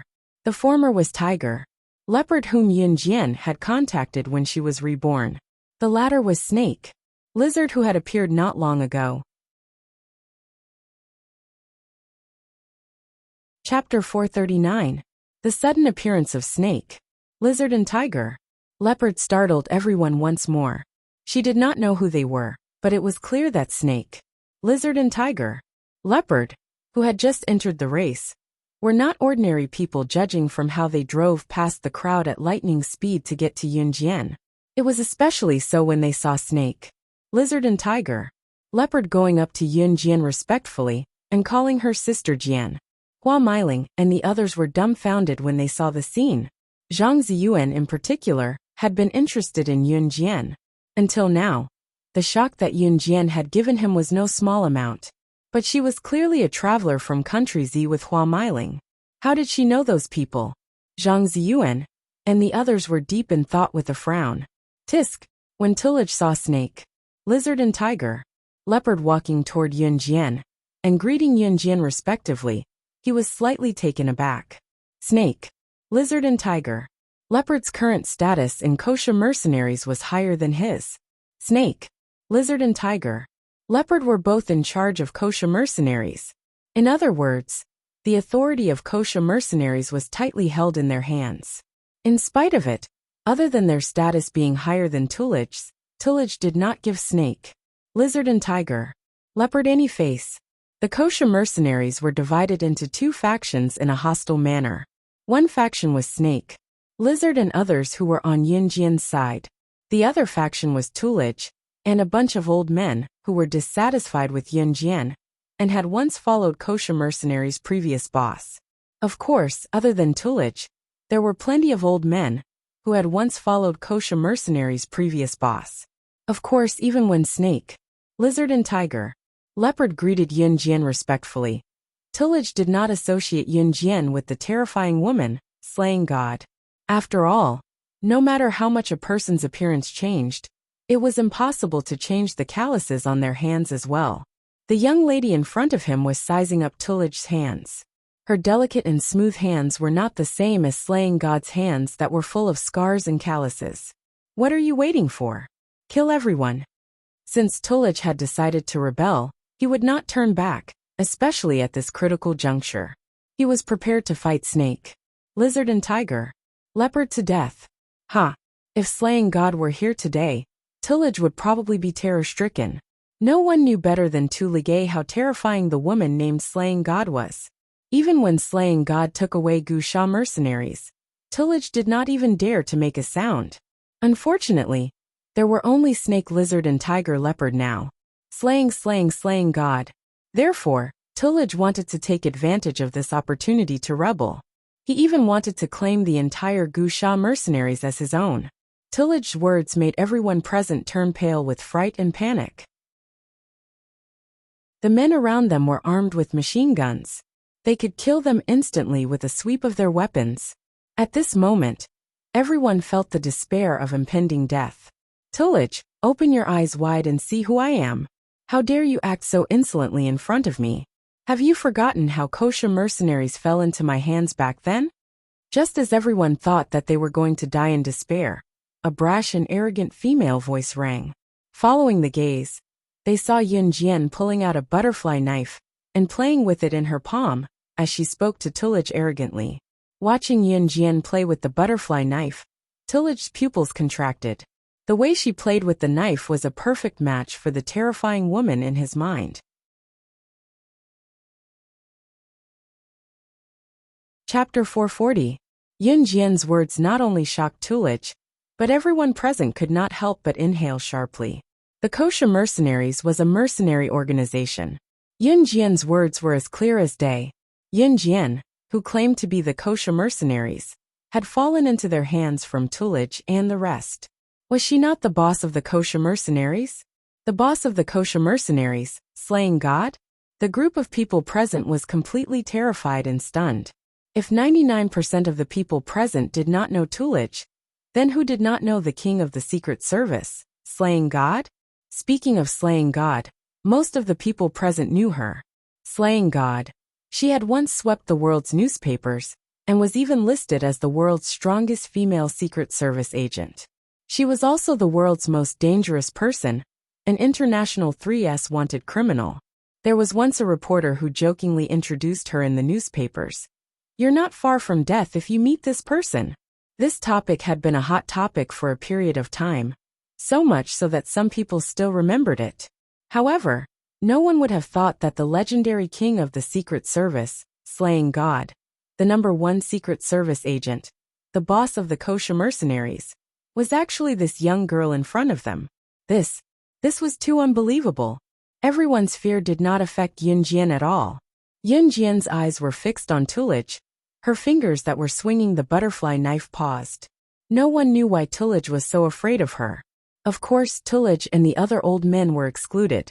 Back then, Yun Jian had only used a butterfly knife and a bulletproof vest to break into the kosher mercenaries alone and killed the previous boss of the kosher mercenaries. Her speed was so fast that she could catch up to a bullet. In terms of skills, Tulij and the rest of the old men were no match for her at all. However, Yunjian could not touch them back then. This was because once the Kosha mercenaries were in chaos, other mercenary groups would take advantage of the situation. Just like how Yunjian had killed Su Zhouzheng, the boss of the Skybridge sect, she had only led a small group of men to subjugate the Flying Passage sect, which was in the midst of internal strife, without much effort. This principle was the same. Ha, old fogey, I didn't expect that after 2 years of peace, you still won't change your mind. You actually want to replace me. Yunjian swung her butterfly knife and stepped forward. She was not the least bit afraid of the people with machine guns around her. She was not afraid of being beaten into a beehive. Yunjian's actions made Tulij's eyelids twitch. Today is the day you die. Yunjian's flat words sounded different to everyone's ears. Everyone present felt their hairs stand on end, and their hearts and minds tensed up. Especially Hua Meiling and the rest who had just interacted with Yunjian. Their shock was indescribable. They had thought that Yunjian and Qingyu were just regular travelers. They did not expect them to have such terrifying identities. Tulij no longer hid his true nature after recognizing that Yunjian was slaying God. He knew that once he was exposed to Yunjian, there would only be 2 outcomes. Either he would die or Yunjian would die. It was obvious that Tulij would choose the latter. Fire the machine guns and kill them. Tulij ordered his men who were armed with machine guns. This roar was very intense. However, Tulij's roar did not elicit any response. Tulij shouted again. Tulij finally came to his senses. He looked at Yunjian with a terrified gaze and growled, "You, what have you done?" Chapter 441. Yunjian spoke calmly, but it made Tulij and Sebaer who stood behind him shudder. What do you mean?" Tulij's eyelids twitched as he glanced at Yunjian in fear. "I mean it literally. You can try if you don't believe me. See if they listen to you or me." Yunjian crossed her arms and looked at Tulij fearlessly with a smirk. She had disappeared for half a year. Although she was in Longmen City, it was not as if she had not made any arrangements. She had not shown herself in the Kosha mercenaries in order to give Tulij and the other old men the wrong impression. Yunjian was dead. In spite of it, Yunjian had been planning to replace the men under the Kosha mercenaries with her own men. Yunjian had not done it herself, but she had snake, lizard and tiger, leopard, snake, lizard and tiger, leopard were absolutely loyal to her. Yunjian had been in Longmen City for the past few months, but snake, lizard had been running around to recruit capable men. When Yunjian had just taken over the Kosha mercenaries, she had already secretly replaced the men under the old men with her own men. Her actions were done discreetly and with snake, lizard's efficiency. The old men did not suspect a thing. Just like Tulij, he only reacted when he could no longer order his men to obey his orders. Tulij instantly realized that something was wrong. He reacted quickly, but it was too late. If Yunjian had killed these old men before, the Kosha mercenaries would have lost their status in the underworld for a while. Now, she had full confidence that she would be completely unaffected after annihilating this group of old fogies. Since you can't order them around, I'll do it. The corners of Yunjian's lips lifted into a devilish smirk. In spite of it, Yunjian's demeanor was even more terrifying to Tulij and his men. Especially after knowing that Yunjian was slaying God, Tulij and his men dared not treat Yunjian as normal anymore. "Kill him," Yunjian uttered faintly, maintaining a smile that did not reach her eyes. As soon as the order was given, the group of subordinates carrying machine guns immediately moved. The men aimed their machine guns at Tulij. Bang! Bang! Bang! Bang! Then a series of machine gun shots were heard. These people were really taking orders from Yunjian. Tulij dodged the bullets in fear. Except for the group of subordinates carrying machine guns, they swept towards Tulij and killed the group of people closest to Tulij in seconds. Tulij was not weak. He was old, but he had been training, so he had a decent physique. Tulij managed to avoid being hit in the vitals of the machine guns, but he was still scratched. After a minute, other than Tulij, who was covered in wounds, and Sebaer, who was panting on the ground. None of Tulik's subordinates were still alive. Even the person closest to him was killed on the spot, because he couldn't avoid the wave of machine gun fire just now.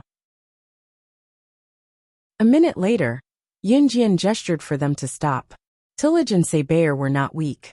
They were not easy to deal with. Yunjian narrowed her eyes. She stood in front of Tulich again, and waved her butterfly knife at him in front of everyone. Since the machine guns can't kill you, I'll have to do it myself.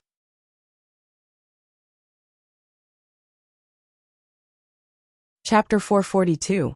With the butterfly knife in her hand, Yunjian walked slowly towards Sebaer, who was lying on the ground on the verge of death, and Tulich, who was in a sorry state. She held the butterfly knife in her fair hand, but her figure was slender. At least from the black eyes of Hua Meiling and the rest, her figure was clearly reflected. She was tall and strong. The current Yunjian was nothing like her previous self. The current Yunjian was like a demon from hell. Is she really going to kill them? Hua Meiling's horrified voice was heard faintly. There was a hint of shock in her voice. Aside from Hua Meiling, Zhang Ziyuan and Fan Weiwei, who had been looking at Yunjian with ill intentions earlier, were so shocked that they were speechless. Old man, do you have anything to say before you die? Yunjian spun the butterfly knife nimbly between her fingers as she looked at Tulich, and asked softly. Ha ha ha. Tulich was in a sorry state after dodging the machine gun's barrage. Even the corner of his shirt was torn from the friction, but he was still laughing. After all, it was a barrage of bullets. No matter how powerful Tulich was, there were still quite a number of bullets that entered his body. It was just that he had managed to avoid being hit in his vital parts. However, Tulich knew Slaying God's ability. There was no way he could withstand Slaying God's attack. Slaying God, putting our grudges aside, you're the strongest person I've ever met in my life. But I, Tulich, am not a weakling, and I won't let you kill me. Tulich roared as he took out a silver pistol from his belt and pointed it at his temple. Bang!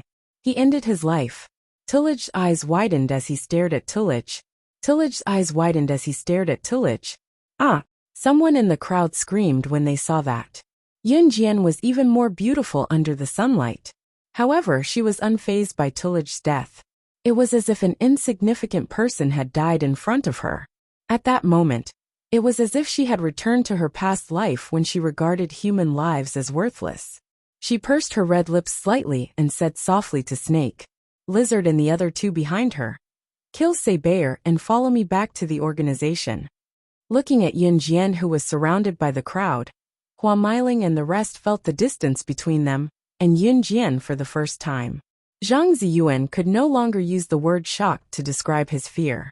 He was thankful that he had not offended Yunjian's wrath. Dozens of kilometers away from Heifei Island, there was a hidden gloomy island. The island was very large, and the trees were dense. The large forest completely covered the buildings in the depths of the forest. If the sunlight occasionally shone down, one could clearly see that the walls of these buildings were imprinted with large and unique skull imprints. This was the headquarters of the Kosha mercenaries. Because Gu Sha mercenaries was hidden deep in the forest, it was difficult to be discovered. At this moment, a group of old men in their 40s and 50s were gathered in a large building. The crowds was Slaying God has been missing for half a year. I think she's most likely dead. Snake, Lizard and Tiger, Leopard are troublesome, but as long as we work together, we'll be able to take back the Kosha mercenaries. That's right. Slaying God has occupied the Kosha mercenaries for so long. It's time for her to return. The group was aggressive as they plotted a conspiracy. It was because Slaying God had been missing for half a year that they dared to be so brazen. Otherwise, this group of old men would not have dared to do anything when Slaying God was still in the organization. Bam! Suddenly, the door was slammed open. Tiger, Leopard and Snake, Lizard were escorting a young girl as they entered. The girl tossed a package on the ground and chuckled. Elders, how have you been? I heard that you missed me a lot. The package fell to the ground and rolled twice on the ground. Then the thing inside the package was revealed. It was actually a bloody head.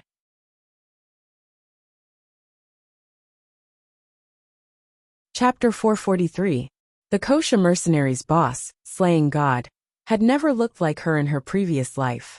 Even the Kosha mercenaries' elders had never seen her before. This was because Slaying God would appear with a different appearance and identity each time she appeared. She would not stay for long. However, all the Kosha mercenaries' elders and higher-ups knew that Slaying God's ability was not something anyone could compare to. Therefore, when Yun Jian tossed Tullij's head in front of the elders, only one word flashed in their minds: Slaying God. Only Slaying God would be so insolent. Only Slaying God, Snake, Lizard and Tiger, Leopard would escort her back to the Kosha mercenaries. Slaying God. One of the elders shouted in horror. Apart from Snake, Lizard and Tiger, Leopard, the Kosha mercenaries' elders were all helpers left behind by the previous boss. At the same time, all of them were old men who were constantly thinking of ways to kill Yun Jian. Clearly, these old men did not expect Yun Jian to return alive after going missing for half a year. Usually, there was only one outcome for those who went missing for more than half a year. They were dead. Therefore, even if it was the group of assassins and secret agents who were ranked at the top internationally, they would be automatically assumed to be dead if they went missing for a year. Their ranking would then be rearranged. Life and death. As long as one was on this path, no one could guarantee their life or death. Why are all of you so excited to welcome me back? I'm really flattered. Yun Jian scoffed. She led Snake, Lizard and Tiger, Leopard around Tullij's head, which was now covered in dried blood, and walked to the front, where only the highest authority had the right to sit. None of the elders below dared to make a sound. However, at that moment, everyone's heart was in turmoil. Slaying God was not dead. Yun Jian's fingers had already grazed the long table, and she slid along the table to sit on a stool. Now it's time for us to settle the score. Yun Jian tapped her fingertips on the table twice and smiled. Her smile made her look like a harmless girl, beautiful and alluring. The group of elders was shocked. You joined forces with the Inferno Ring to secretly kidnap my brother.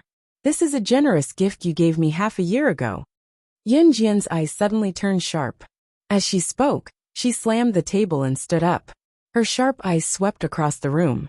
The Inferno Ring was the mastermind behind her brother's death in her previous life. But Yun Jian knew that all of this had something to do with this bunch of old men in front of her.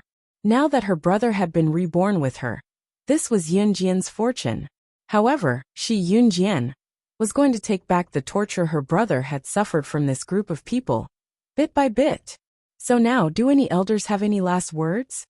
Yun Jian's sharp eyes changed.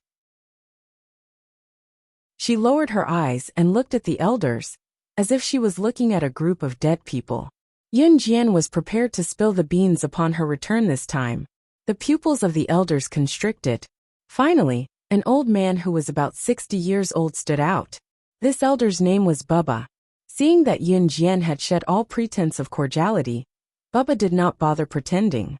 Instead, he grinned menacingly and said, "Haha, Slaying God.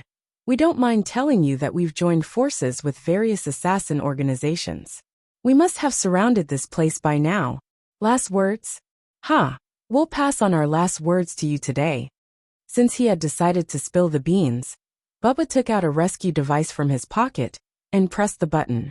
This was the device that he had requested for help from the other assassin organizations. Once the button was pressed, the Kosha Mercenaries Island would be completely surrounded by the assassin organizations that had been working with them and had been lying in wait for a long time.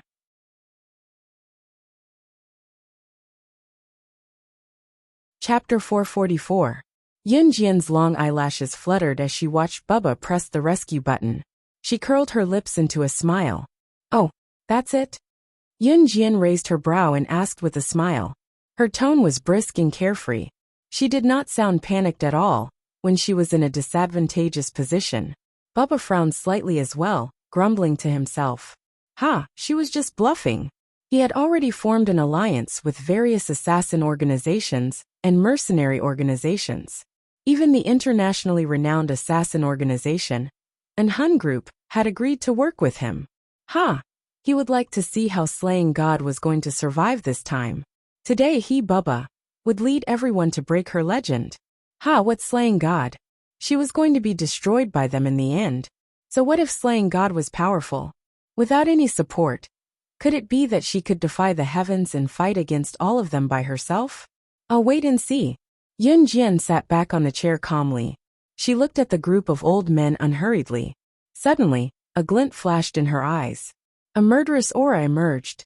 None of the elders dared to move when they saw that Yun Jian did not move. No one dared to doubt slaying God's ability.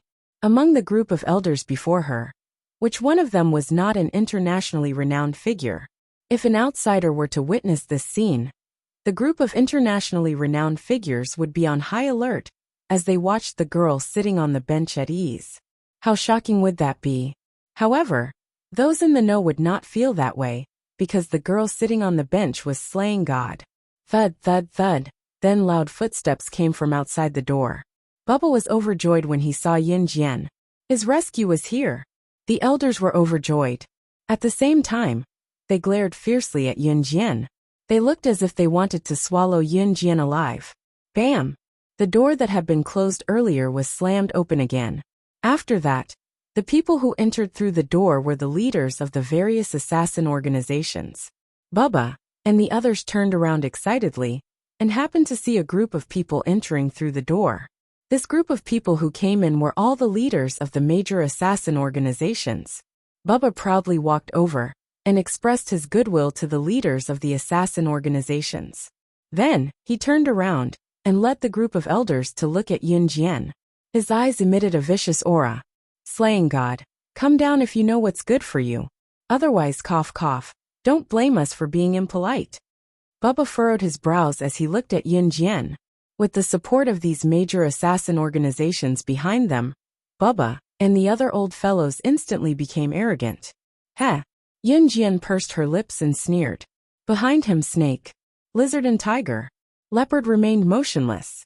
They only listened to Yun Jian's orders. If Yun Jian did not move, they would not move either. Okay. Slaying God, since you don't know what's good for you, don't blame us for being rude. Bubba grinned viciously and was about to join forces with the assassin organizations to surround Yun Jian. Let's see who dares. Just then, a voice was heard from the door. Yun Jian's eyes flickered when she heard the male voice. She turned around and saw Adam, dressed in a suit, walking in through the door. Clearly, he was here on behalf of the Enhun organization. Everyone present was aware of the Enhun organization's ability. They were more terrifying than the kosher mercenaries. Therefore, everyone was filled with awe at once. Bubba walked forward with his head hung low and lowered his head respectfully at Adam. Master Adam, you're here? The strongest assassin organization he had invited was here to support him. Bubba cursed inwardly. Slaying God, you're going to die today. However, Adam did not even look at him. He walked around the crowd and came to Yun Jian. He lowered his head and greeted Yun Jian respectfully. Young madam. Who was Adam? He was the person who followed the most mysterious leader of the Enhun organization. Since he was here, it meant that, suddenly, a tall man appeared at the door. He had dashing eyebrows and starry eyes. His sharp gaze swept across the crowd, carrying with it an absolute aura and the air of a king. I heard that someone wants to touch my woman? Are you ready to make an enemy out of the Enhun organization? The man sneered and strode forward, enunciating each word clearly. The most mysterious leader of the Enhun organization. At this moment, everyone's hearts were filled with shock. Chapter 445. However, the most shocking thing was what Ce said. What did he mean by his woman? In an instant, a frightening and shocking thought suddenly emerged. Could slaying God be Enhun's leader's woman? The Enhun organization was known as the world's top assassin organization because it was so powerful that words could not describe it. Although the kosher mercenaries were powerful, the kosher mercenaries were currently embroiled in internal strife. How could a powerful organization be powerful without unity? At the end of the day, the Enhun organization had trained countless assassins and secret agents. These people had gained a foothold in the international arena. The Enhun organization, on the other hand, had the weapons and equipment to fight against a country. Under such circumstances, the Enhun organization was actually more powerful than the kosher mercenaries. In other words, provoking the Hun organization was far more terrifying than provoking the kosher mercenaries. Therefore, after CE's words, most of the assassin organization members took a few shaky steps back. What a joke! Their assassin organization paled in comparison to the Hun organization. Were they not digging their own graves? Looking at CE, who was making his way to Yunjian, Bubba's aged face took on a solemn expression as his brows were almost knitted together. This was the leader of the Hun organization? How could he be so young? More importantly, slaying God was his woman? The Hun organization's power was beyond Bubba and the rest's imagination. However, the current situation told Bubba and the rest that either slaying God or they would die. They had no choice. Just as Bubba and the rest were overwhelmed with fear and had no time to think about what to do next, CE was already in front of Yunjian. Yunjian slowly stood up from her seat. She stared at CE and asked softly, "Why are you here?" Yunjian did not ask in a reprimanding tone. Instead, she spoke in a tone that said she was relieved that he was here. CE's appearance made Yunjian heave a sigh of relief. To be honest, she was already prepared to fight to the death with this group of old men today. She wasn't completely confident. However, they were not completely unprepared. But even if she lost, she wanted to lose in a glorious way. In spite of it, CE's arrival gave her a feeling that came from the bottom of her heart. It was as if as long as he was here, everything could be relaxed. "I'm here to help you," CE pursed his lips, revealing a trace of handsomeness on his flawless face. These three ordinary words softened Yunjian's heart. No assassin organization would participate in the internal strife of other organizations unless it was profitable. Just like the assassin organizations that had come to help Bubba and the others. As for CE, he didn't want any benefits, nor did he ask for anything from her. Just these three words touched Yunjian's heart. She had fought alone in her previous life, and had been alone for 2 lifetimes. She had relied on her own strength to reach the peak of the world. Yunjian looked at CE and nodded heavily. Tiger, leopard and snake, lizard, who were standing in front of Yunjian, were equally stunned. Beep beep. At this moment the communication device in Adam's hand rang. Adam hurriedly accepted the call. Mo Sen's calm, but shocking voice came from the communication device. "The 536 enemies on the nearby islands have all been annihilated." Mo Sen's voice came from the communication device. It was neither fast nor slow, but everyone present was shocked and terrified. What? Those 536 people? Weren't they the people sent by all the assassin organizations to rescue Bubba? All annihilated? And one of the 4 leaders of the Hun organization, Mo Sen, had personally taken action. It had only been a short while, and all 536 experts were gone.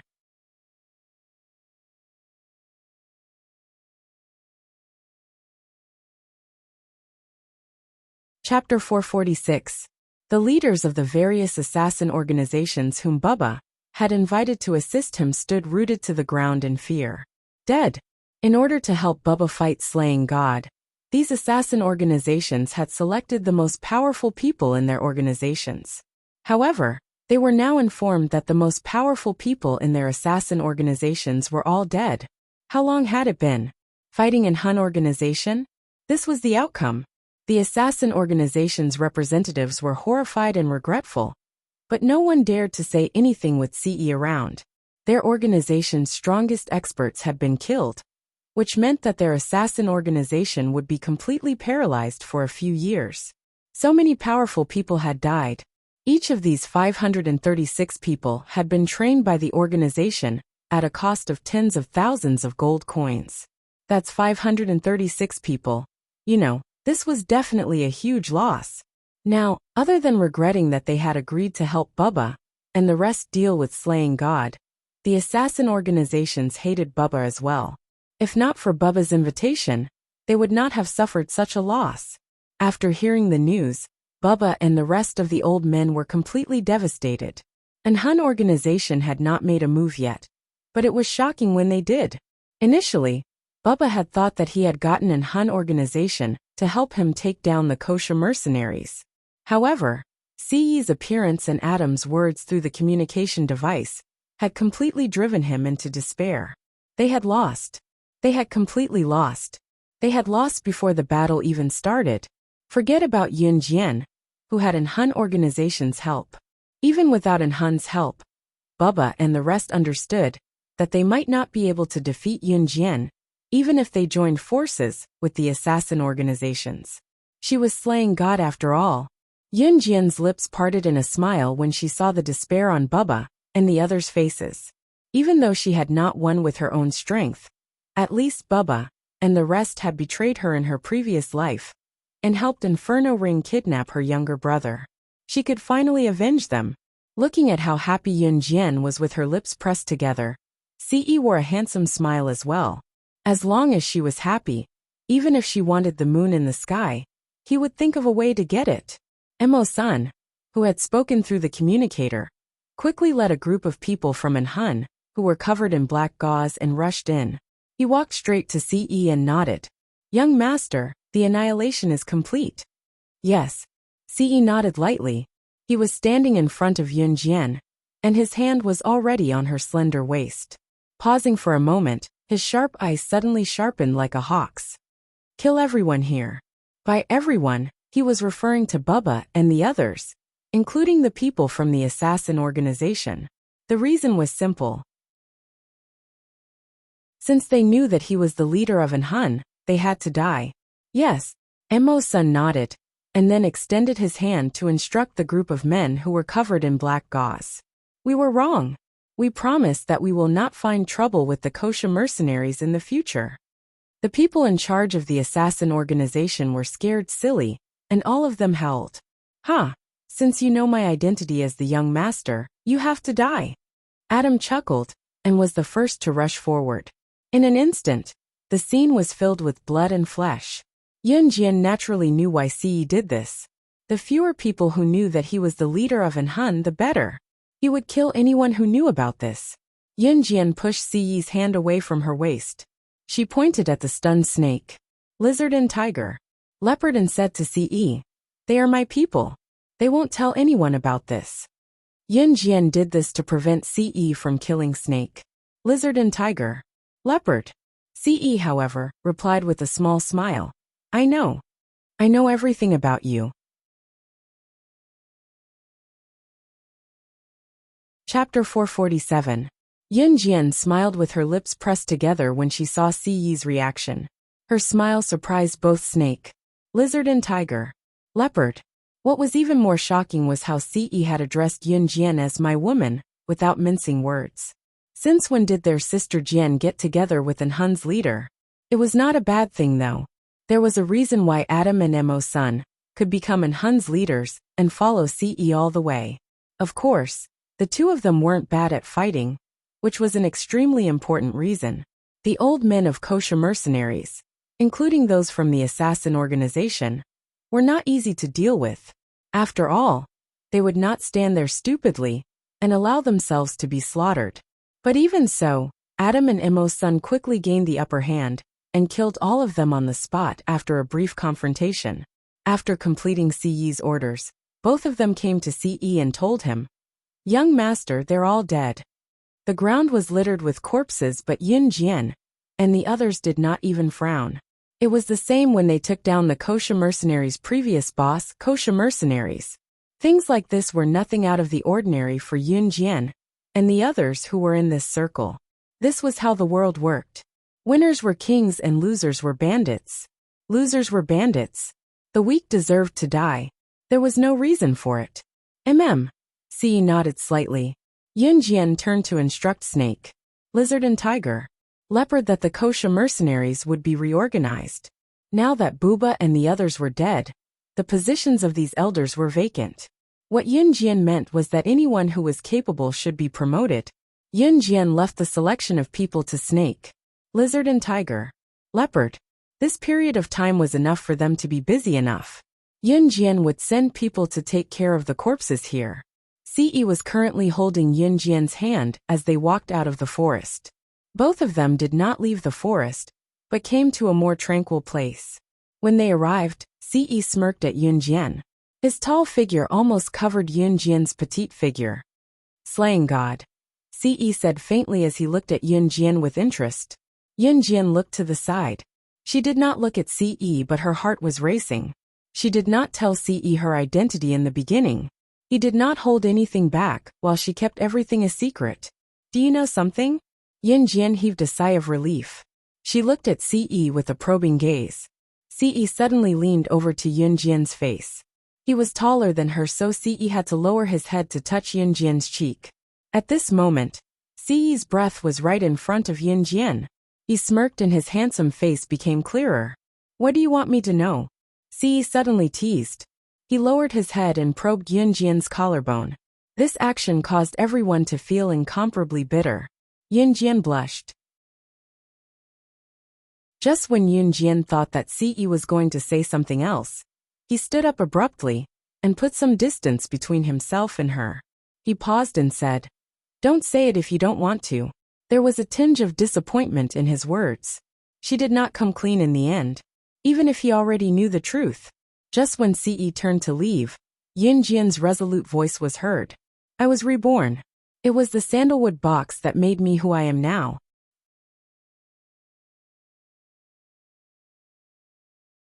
Chapter 448. Ce was overjoyed when he heard her.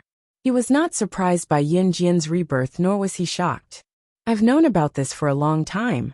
Ce returned to Yun Jian's side. Looking at her, there seemed to be a warm current flowing slowly into his heart. His joy stemmed from Yun Jian's confession. He wanted to hear it from her personally, because when she chose to tell him the secret hidden in the deepest part of her heart, it meant that she had truly acknowledged him. Now Ce could confirm that Yun Jian had completely accepted him. Ce wanted to hug Yun Jian, but Yun Jian dodged him with a sidestep. She gritted her teeth and pouted at Ce. "You know, then why are you asking me this?" It wasn't true anger, but rather a feeling of comfort in his heart. Other than snake, lizard, tiger, leopard, and Qingyu, who knew about her rebirth, Yun Jian had not told anyone since her rebirth. As for Ce, he was the first person she trusted completely and told him about it. If one were to ask for a reason, even Yun Jian herself would not be able to explain it. She had just told him, and it was actually a relief to say it out loud. Ce walked over and pulled her into his embrace again without a word. This time, Yun Jian did not reject him.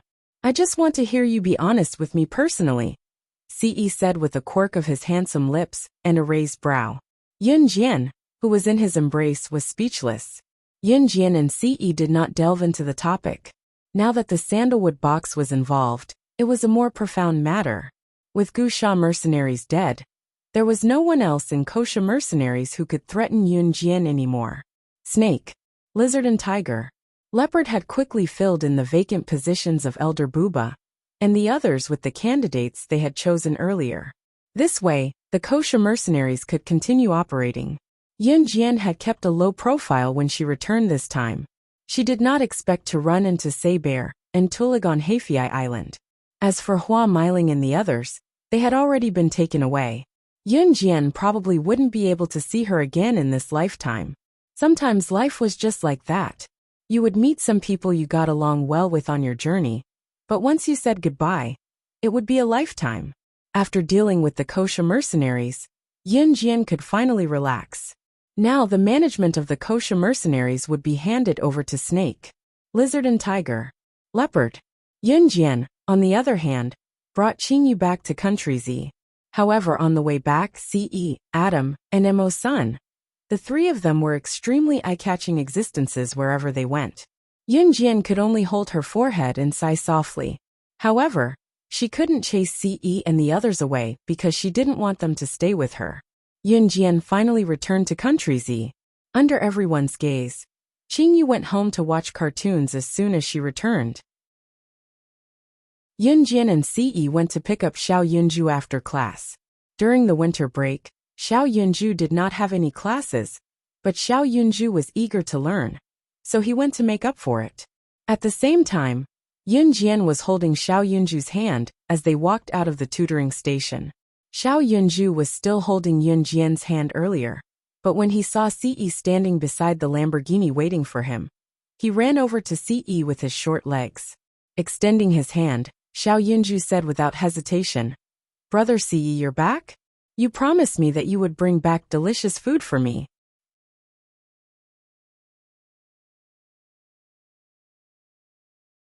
Chapter 449.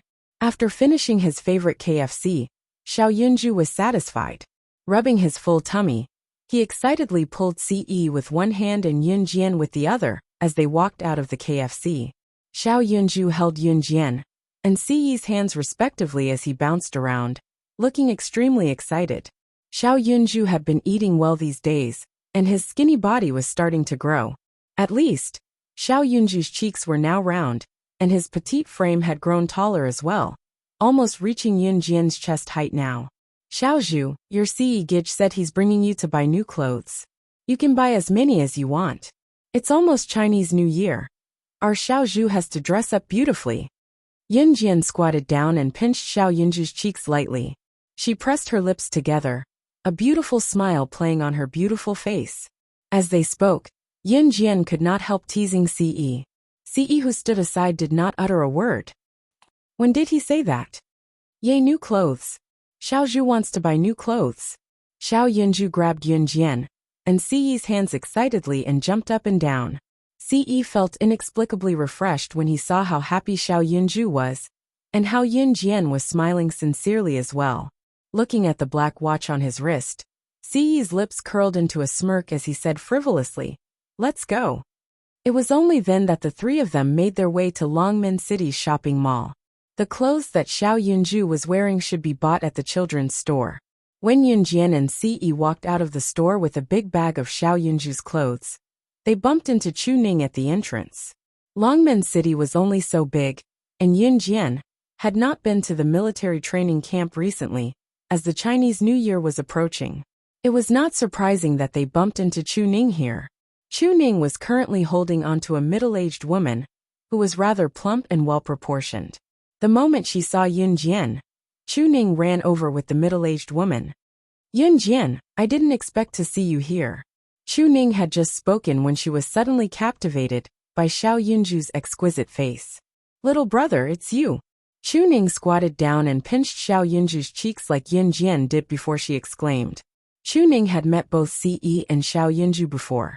However, her memory of Xiao Yunju was still stuck at the little boy Yunjian had saved when they were hiking on Weiwu Mountain in Jinglian Town. She did not pay much attention to him back then, but she heard that Yunjian had adopted him. "Hello Jejia." Xiao Yunju greeted Chu Ning politely. "Hee, you're so cute." Chu Ning chuckled at Xiao Yunju and stood up. She turned to introduce Yunjian and the rest to the middle-aged woman standing beside her, before turning back to introduce the middle-aged woman. "This is my mom." The middle-aged woman was Chu Ning's mother, Wenhui. Wenhui had heard from her daughter, Chu Ning, about Yunjian's performance in the special forces early on. In particular, her daughter, Chu Ning, kept telling her that Team Monarch's great achievements were all thanks to Yunjian. Therefore, when Chu Ning introduced her as Yunjian, Wenhui quickly greeted her. "Hello, young lady." They soon got to know each other. Since Yunjian and Chu Ning were close, they went shopping together for a while. When they parted, Chu Ning's mother, Wenhui, seemed to like Yunjian very much. She even invited Yunjian. "Young lady, come to my house when you're free." Ning Ning said that she's going out with her friends after the new year. "You're coming together, aren't you?" Yunjian then recalled that Team Monarch had planned to go out again after the new year, after completing the mission of retrieving the jade pendant from Peter. And this time, they were allowed to bring their relatives and friends along for the trip. If Wenhui had not mentioned it, Yunjian would have forgotten about it. Chapter 450. After bidding farewell to Chu Ning and Wenhui, Yunjian held Xiao Yunju's hand, while Xiao Yunju held Ce's hand with his other hand, as they walked towards the garage. It was already 6 or 7 in the evening, and the sky darkened quickly in winter. Yunjian and Ce brought Xiao Yunju to the garage. After starting the car, the two of them brought Xiao Yunju home. The days before the new year passed quickly, and before long, it was the eve of the new year. Ce had never celebrated the New Year. He was born into a military family and his father, Si Chu, did not care much about him, and usually did not care whether he was dead or alive. Therefore, Ce had never celebrated the New Year, even though he had lived for 19 years. 3 days before the New Year, Ce returned to an Hun organization. Before he left, Yun Jian reminded him to remember to rush back on the night of the New Year. They were a family, so it was natural for them to celebrate the New Year together. The word family warmed Ce's heart. After he promised Yun Jian, he left with Adam and Imo Senator. There were many things waiting for him in an Hun organization. After all, it was an assassin organization, but unlike the kosher mercenaries, he could not just sit around and do nothing all day long like Yun Jian. The kosher mercenaries issued missions on the website, and all they had to do was contact the employer and complete the mission. An Hun organization, on the other hand, trained batches of assassins and secret agents. Naturally, this was different. Su Zetian's injuries were recovering at an astonishing speed.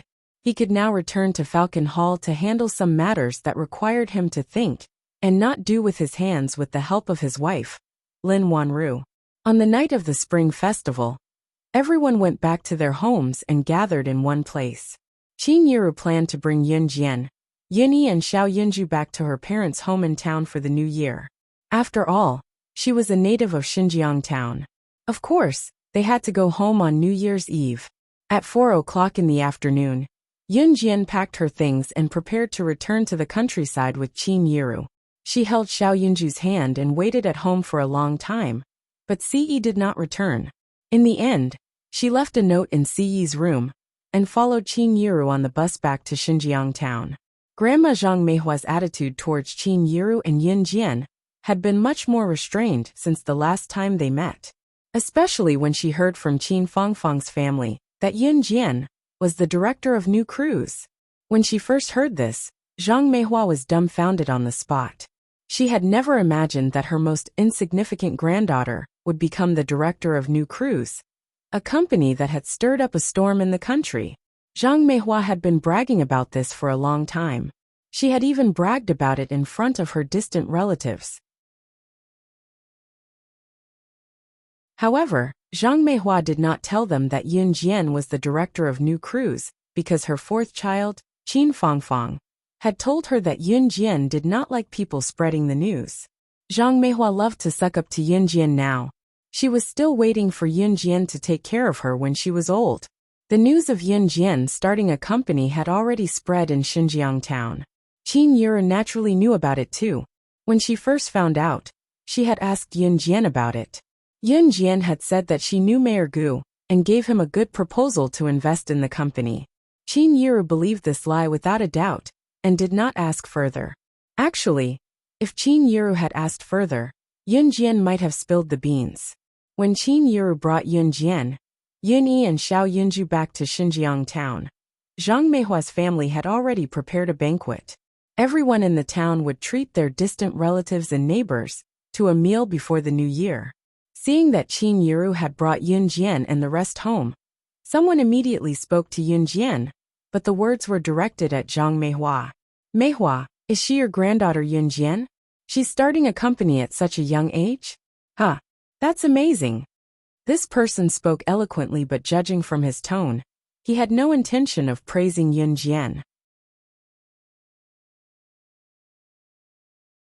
Chapter 451. Isn't that so? My Jian is amazing. Zhang Meihua's face was plastered with a wide grin as she quickly responded to the person. Her tone made it sound like she was close to Yun Jian. Even the way she addressed her had turned into an intimate Jian. Yun Jian did not hear Zhang Meihua's boasting, even if the latter was bragging about herself to others. When Qin Yiru and her were in trouble back then, Zhang Meihua had not been so nice. Back then, Zhang Meihua had acted as if she did not want to acknowledge Qin Yiru as her daughter for the rest of her life. Now that Yun Jian's capabilities were exposed, Zhang Meihua had learned to suck up to her. Yun Jian had never cared about people like her. If Zhang Meihua was not Qin Yiru's biological mother, and Qin Yiru was not a person who valued relationships, she would not have treated Zhang Meihua as her biological mother. To Qin Yiru, No matter how her own mother treated her, she would not ignore Zhang Meihua forever. A person's nature was determined. Qin Yiru was a kind person. Yun Jian could only accept it. Qin Yiru was her mother. In Yun Jian's heart, Qin Yiru was someone who was worth protecting for the rest of her life. Zhang Meihua's family had set up 3 tables of food and wine tonight to entertain their distant relatives and neighbors. This was a custom in Xinjiang town, as well as Longmen City. A few days before the new year, they would use pig's head and various dishes to worship the gods. After the worship, the sumptuous dishes would be used to entertain their relatives and friends to enjoy together. This was a superstition passed down from the older generation. At the same time, it was also a way to keep in touch with distant relatives and neighbors. After all, some distant relatives could no longer be contacted after the older generation passed away. At this moment, the 3 tables of dishes were almost full. Yiru, come sit here. At this time, Zhang Meihua waved at Qin Yiru and signaled for Qin Yiru to bring Yun Jian and the others to sit at the table where the man who said that Yun Jian had founded her own company at such a young age was sitting. The other 2 tables were already full, and only that table had a few empty seats left. In order to express her goodwill to Yun Jian, Zhang Meihua even personally brought over the bowls and chopsticks for Yun Jian and the others. Oh, okay, Mom. Qin Yiru rarely saw Zhang Meihua being so protective of her, so she quickly took the child and sat over. Since Qin Yiru had gone over, Yun Jian naturally wouldn't stand alone. She held Xiao Yunju's hand and sat down next to Yunyi. The table could seat more than a dozen people, so with the addition of Qin Yiru and the others, it was already full. Zhang Meihua squeezed herself in and purposely squeezed herself next to Yun Jian's seat, acting like she was close to her. Yun Jian, he's your uncle. Your uncle is a high-ranking official in Jia province. Your uncle praised you just now. He said that you're amazing. Zhang Meihua could not help going over to Yun Jian to introduce the person who praised her just now to Yun Jian once she sat down. The person who praised Yun Jian was Yun Jian's uncle, Qin Yiru's cousin Qin Li. Now that he was in Yun Jian's generation, he was considered a distant relative of Qin Li's.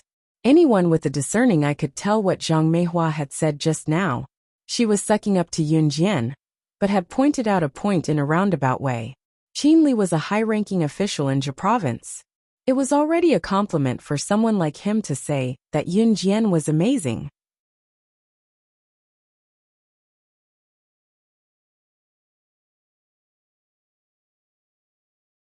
Chapter 452.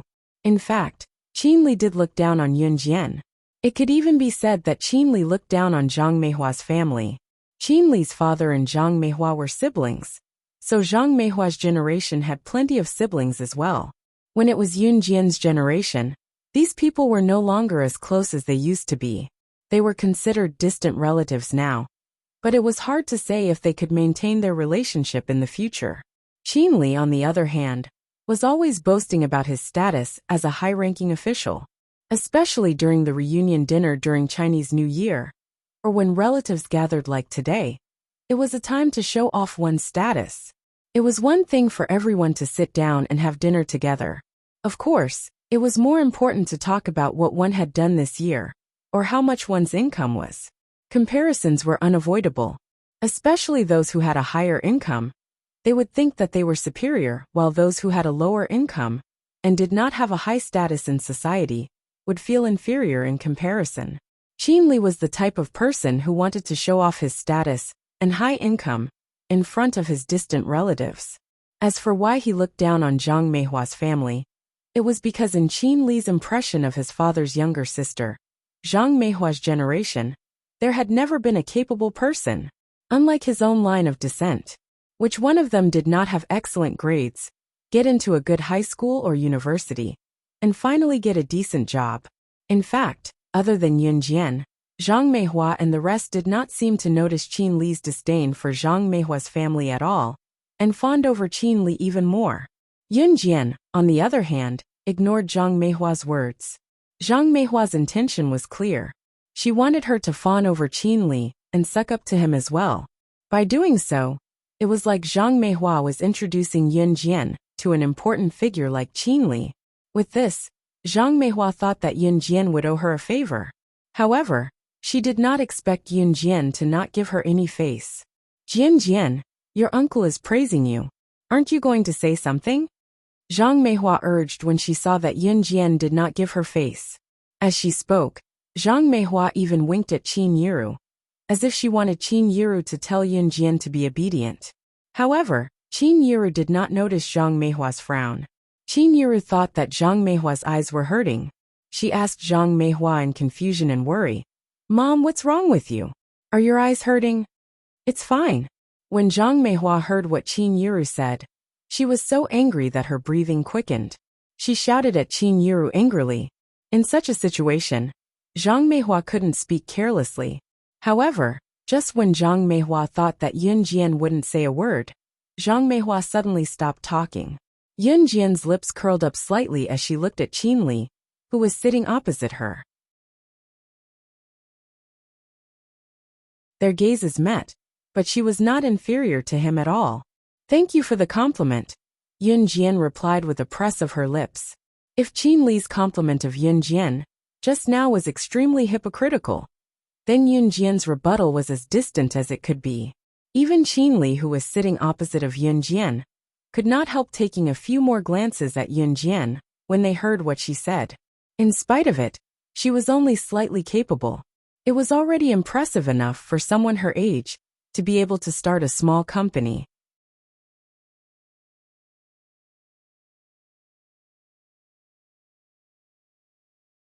Chapter 453. In short, Qin Li did not take Yun Jian seriously at all. Of course, he would not say this in front of everyone present. After a sumptuous dinner, Qin Yiru and Zhang Meihua went to clean up the plates and utensils used for dinner. Since it was Zhang Meihua's family who had invited them, other than Qin Yiru and the other women who were cleaning up the leftover utensils, the rest of them sat on the bench in the yard to brag about their abilities. "Qin Li, you've earned quite a bit this year, haven't you? Haha, you've been promoted twice already. You can catch up to the position of Zhe Province's chief of administration now," someone said to Qin Li with deep envy. Hearing this, Qin Li's pride immediately came out. However, his words were very low-key. "How could that be? I'm still working hard. I don't know how far I can go. This road is getting harder and harder to walk." Yun Jian and the other children of the same age stood on the side and chatted with the adults. It was only when this group of adults started to talk about their children that they started to brag about their children's abilities. Our Huan is in his 3rd year of high school now. He just took part in a national taekwondo competition not too long ago. Fortunately, he didn't embarrass himself. He more or less won the 3rd prize, Qin Li said. When Qin Li said this, he purposely glanced at his son Qin Huan. There was an indescribable sense of pride in his tone. Winning the 3rd prize in a national taekwondo competition? Old Qin, it's not that I want to criticize your son, but he's really talented in taekwondo. Someone chimed in. After all, in the eyes of the commoners, a child's performance was already impressive if he could win a place in Longmen City or Zhe Province. It was a great honor for Qin Li's son, Qin Huan, to win a prize in a national taekwondo competition. On the other hand, Qin Huan grinned from ear to ear after being praised. Qin Huan was Qin Li's son, and he was 18 this year. Because of his good family background, Qin Huan had always walked in front of other children since he was young. He had been practicing taekwondo since he was young. Today, to be able to achieve such results, it was already enough to show off in front of a group of ignorant relatives and friends. Yun Jian stood at the side. She merely watched the commotion indifferently and remained silent. That was until Qin Li called his son, Qin Huan, over to show everyone some taekwondo. Qin Huan stood arrogantly in front of everyone and practiced a few moves that he usually practiced. In Qin Huan's opinion, it was already very impressive for him to get the 3rd prize in the national competition at such a young age. After Qin Huan finished this taekwondo move, he received applause from everyone present. He even reached out to stroke his short hair to show off his domineering demeanor. "TSK, was that all? Why don't you compete with Yun Jian? She's amazing." At this moment, Qin Finger's mocking voice suddenly rang out. Qin Finger was present, and had been since the beginning. She was the daughter of Yun Jian's uncle in name, Qin Liqian, and this house belonged to Qin Liqian. Qin Finger was not studying during the Lunar New Year, so of course she was present. It was just that she did not sit at the same table as Yun Jian in the beginning, so she did not match up to her boss. In fact, after being intimidated by Yun Jian's hypnosis last time, Qin Finger had grown increasingly disgusted with Yun Jian. Seeing how good Qin Huan's taekwondo moves were, Qin Finger suddenly thought that Yun Jian seemed to know a thing or two too.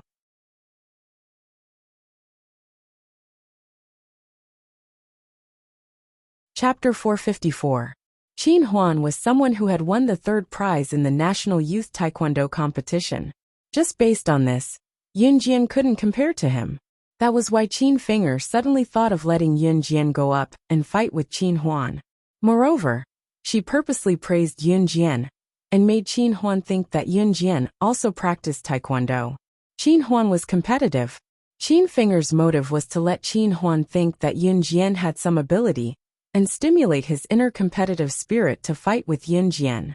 It would be best if he could cripple Yun Jian. It would be best if he could disfigure her face. Qin Finger was most jealous of Yun Jian's appearance.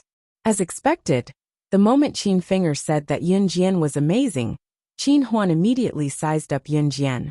Not only Qin Huan, but everyone present turned to look at Yun Jian. Moreover, all of them had a shocked expression on their faces. Yun Jian knew taekwondo? Previously, when they heard Zhang Meihua say that Yun Jian had started her own company, everyone was already shocked. In the end, from Qin Finger's words, he could hear even more misunderstandings. Yun Jian knew taekwondo? She looked so thin and weak, but she actually knew taekwondo? You know taekwondo? Qin Huan, who was still in high spirits, was now standing in front of Yun Jian. He looked at Yun Jian, and at the same time, used his tall and burly figure to look down on Yun Jian. His expression was as if he didn't care that Yun Jian also knew taekwondo. Yun Jian didn't say a word, and was ridiculed for no reason. She crossed her arms and glanced at Qin Finger. There was a sharp and murderous glint in her eyes. Under everyone's gaze, Yun Jian pursed her red lips slightly. Her half-smile, coupled with her exquisite and beautiful face, made people suffocate for a moment. Qin Finger, who was standing at the side, dug her nails into her flesh. What she hated the most was Yun Jian's face. That's right, I do know taekwondo. Yun Jian shrugged, and turned back to look at Qin Finger. Just because Qin Finger could glare at others, did she think that Yun Jian could not glare at others? Then let's have a match, Qin Huan said excitedly. Qin Huan felt that he had just performed a few taekwondo punches in front of everyone, but it still wasn't impressive enough. It had to be like a taekwondo competition. Only by knocking down the opponent would it give people a sense of awe. But Qin Huan had no opponent, so he could only fight. Coincidentally, at this moment Yun Jian said that she knew taekwondo.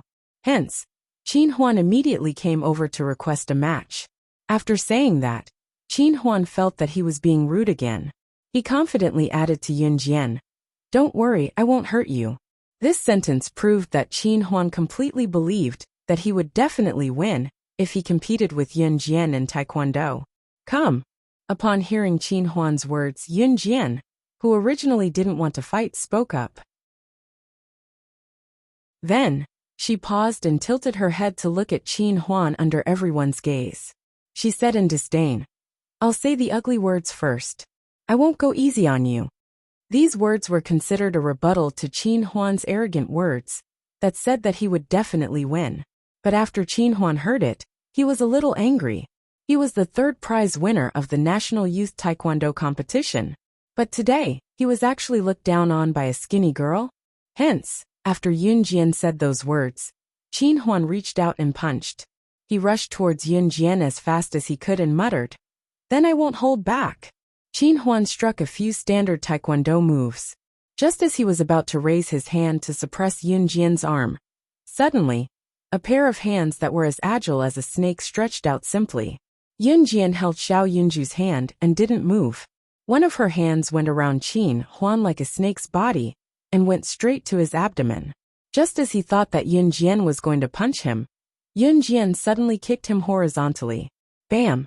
When everyone blinked again, they saw the aggressive Qin Huan being sent sprawling on the floor by Yun Jian in the next second.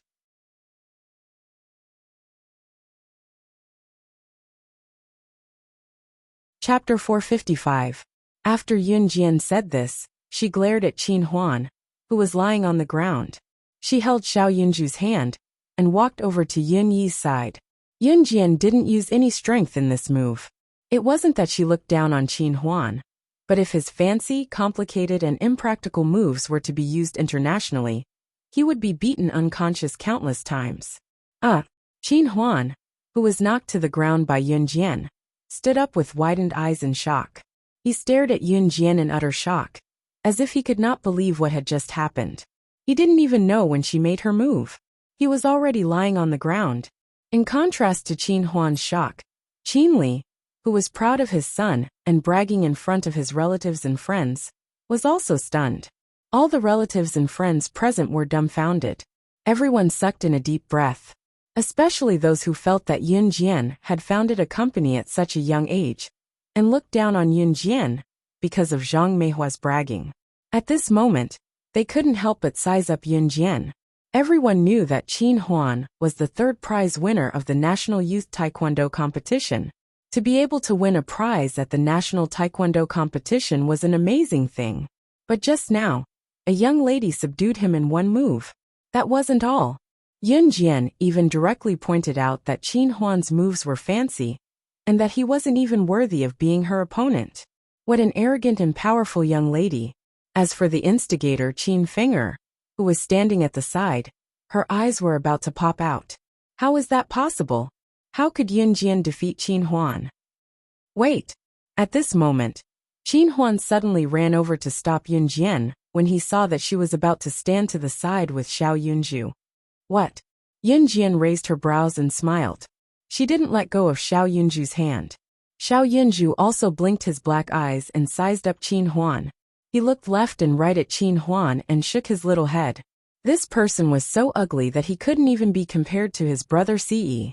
Qin Huan, who was being criticized by Xiao Yunju, didn't know what Xiao Yunju was thinking. He looked at Yun Jian with a serious expression.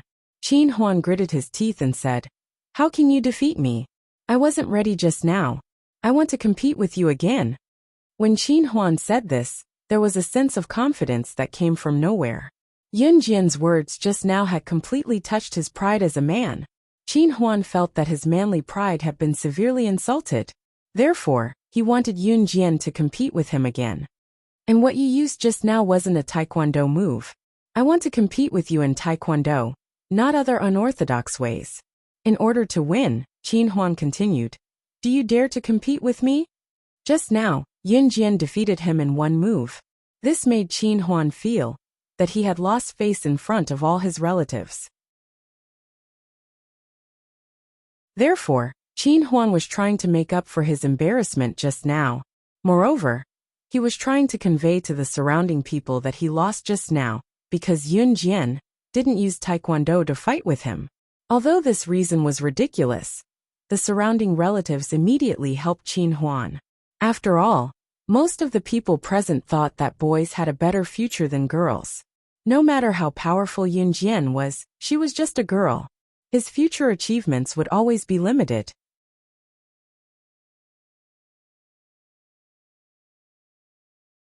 Chapter 456. With Qin Finger's nonsense, Qin Huan became even more confident. Qin Huan suddenly felt that Yun Jian was using unorthodox methods to defeat him. After all, her hand speed was so fast just now, and she wasn't using taekwondo. If it was taekwondo moves, Qin Huan was very confident that he could defeat Yun Jian, because he had learned taekwondo very well, including what moves his opponent would use. He had learned from his coach. At the same time, he also studied what moves his opponent would use, and how he should defend against them. It could be said that Qin Huan was full of confidence within the range of taekwondo moves. Therefore, in order to regain his face, he invited Yun Jian to fight again. He was a national youth taekwondo expert. If it was taekwondo, could she do it? When Yunjian heard Qin Huan's words, she couldn't help but chuckle. She was already merciful just now. But Qin Huan actually used the excuse that she didn't use taekwondo moves to fight with him. He wanted to fight with her again? Fight again? Yunjian raised her brows. She smiled slightly, but her smile was full of disdain. That's right. Seeing the surrounding relatives looking at him, Qin Huan wasn't willing to accept the fact that he couldn't even defeat a thin girl like Yunjian. Therefore Qin Huan nodded fiercely. Seeing Qin Huan like this, Qin Li, who was standing at the side, knew that his son was serious. Huaner, be gentle. Don't hurt the little girl. Qin Li even said to Qin Huan. Dad, of course. Qin Huan nodded confidently, as if he had already won against Yunjian when he said this. Qin Li and Qin Huan were indeed father and son. It was really unknown where their confidence came from. Yunjian only smiled contemptuously. She handed Xiao Yunju's hand to her brother, Yunyi, and let Yunyi hold on to Xiao Yunju. Brother, hold on to Xiao Yunju first. With that, Yunjian walked towards Qin Huan. Her long and narrow eyelashes fluttered up and down, and her delicate and beautiful face was as smooth as water. Her delicate and clean face caused everyone present to be stunned once again. Yunjian's looks were indeed stunning. Otherwise, Yuan Ingjun wouldn't have been so obsessed with her back then. However, they saw the stunning girl standing in front of a group of people in the open space, in Zhang Meihua's front yard. As she spoke, she blew out a breath of warm air. Reaching out, Yunjian hooked her finger at Qin Huan. No matter how many times you try, whether it's taekwondo, sanda, or any other martial arts, as long as you can survive one move from me, you win. These words were considered a ruthless slap to Qin Huan's face. Yunjian meant that he wouldn't even be able to take a single blow from her. Qin Huan spat fiercely, but he didn't have Yunjian's boldness. He didn't dare to tell Yunjian that as long as she could withstand one of his moves, she would win. Because from Yunjian's moves just now, he could tell that she wasn't weak either. Ha! Qin Huan focused all his attention and roared. He clenched his fist and punched Yunjian with all his might.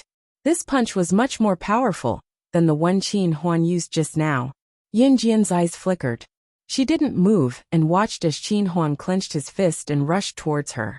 When Qin Huan's fist was only 10 centimeters away from her, Yunjian suddenly tilted her head. She squatted down and spun around. In the next second, she actually circled behind Qin Huan in a strange posture. After that, Yunjian lifted her leg and used an extremely standard taekwondo move to kick Qin Huan from behind to the ground. Everyone was stunned. Yunjian's speed was simply unparalleled. It was much faster than the first time she beat Qin Huan up. So it turned out that she didn't display her true strength just now. Qin Huan was once again kicked to the ground like a dog gnawing on mud. At this moment, Yunjian, who was standing behind Qin Huan, stretched out her slender right index finger in front of the astonished crowd. She smiled slightly and said with contempt, "One move." You're tuning in to the Li Mei's Sword of Destiny YouTube channel. We're so grateful for your support, and don't forget to subscribe to join us on this incredible journey through captivating stories. Your generosity through donations truly makes a world of difference, as it's the primary source of revenue that allows me to expand and enhance this channel for you. Thank you from the bottom of my heart for being a part of this adventure.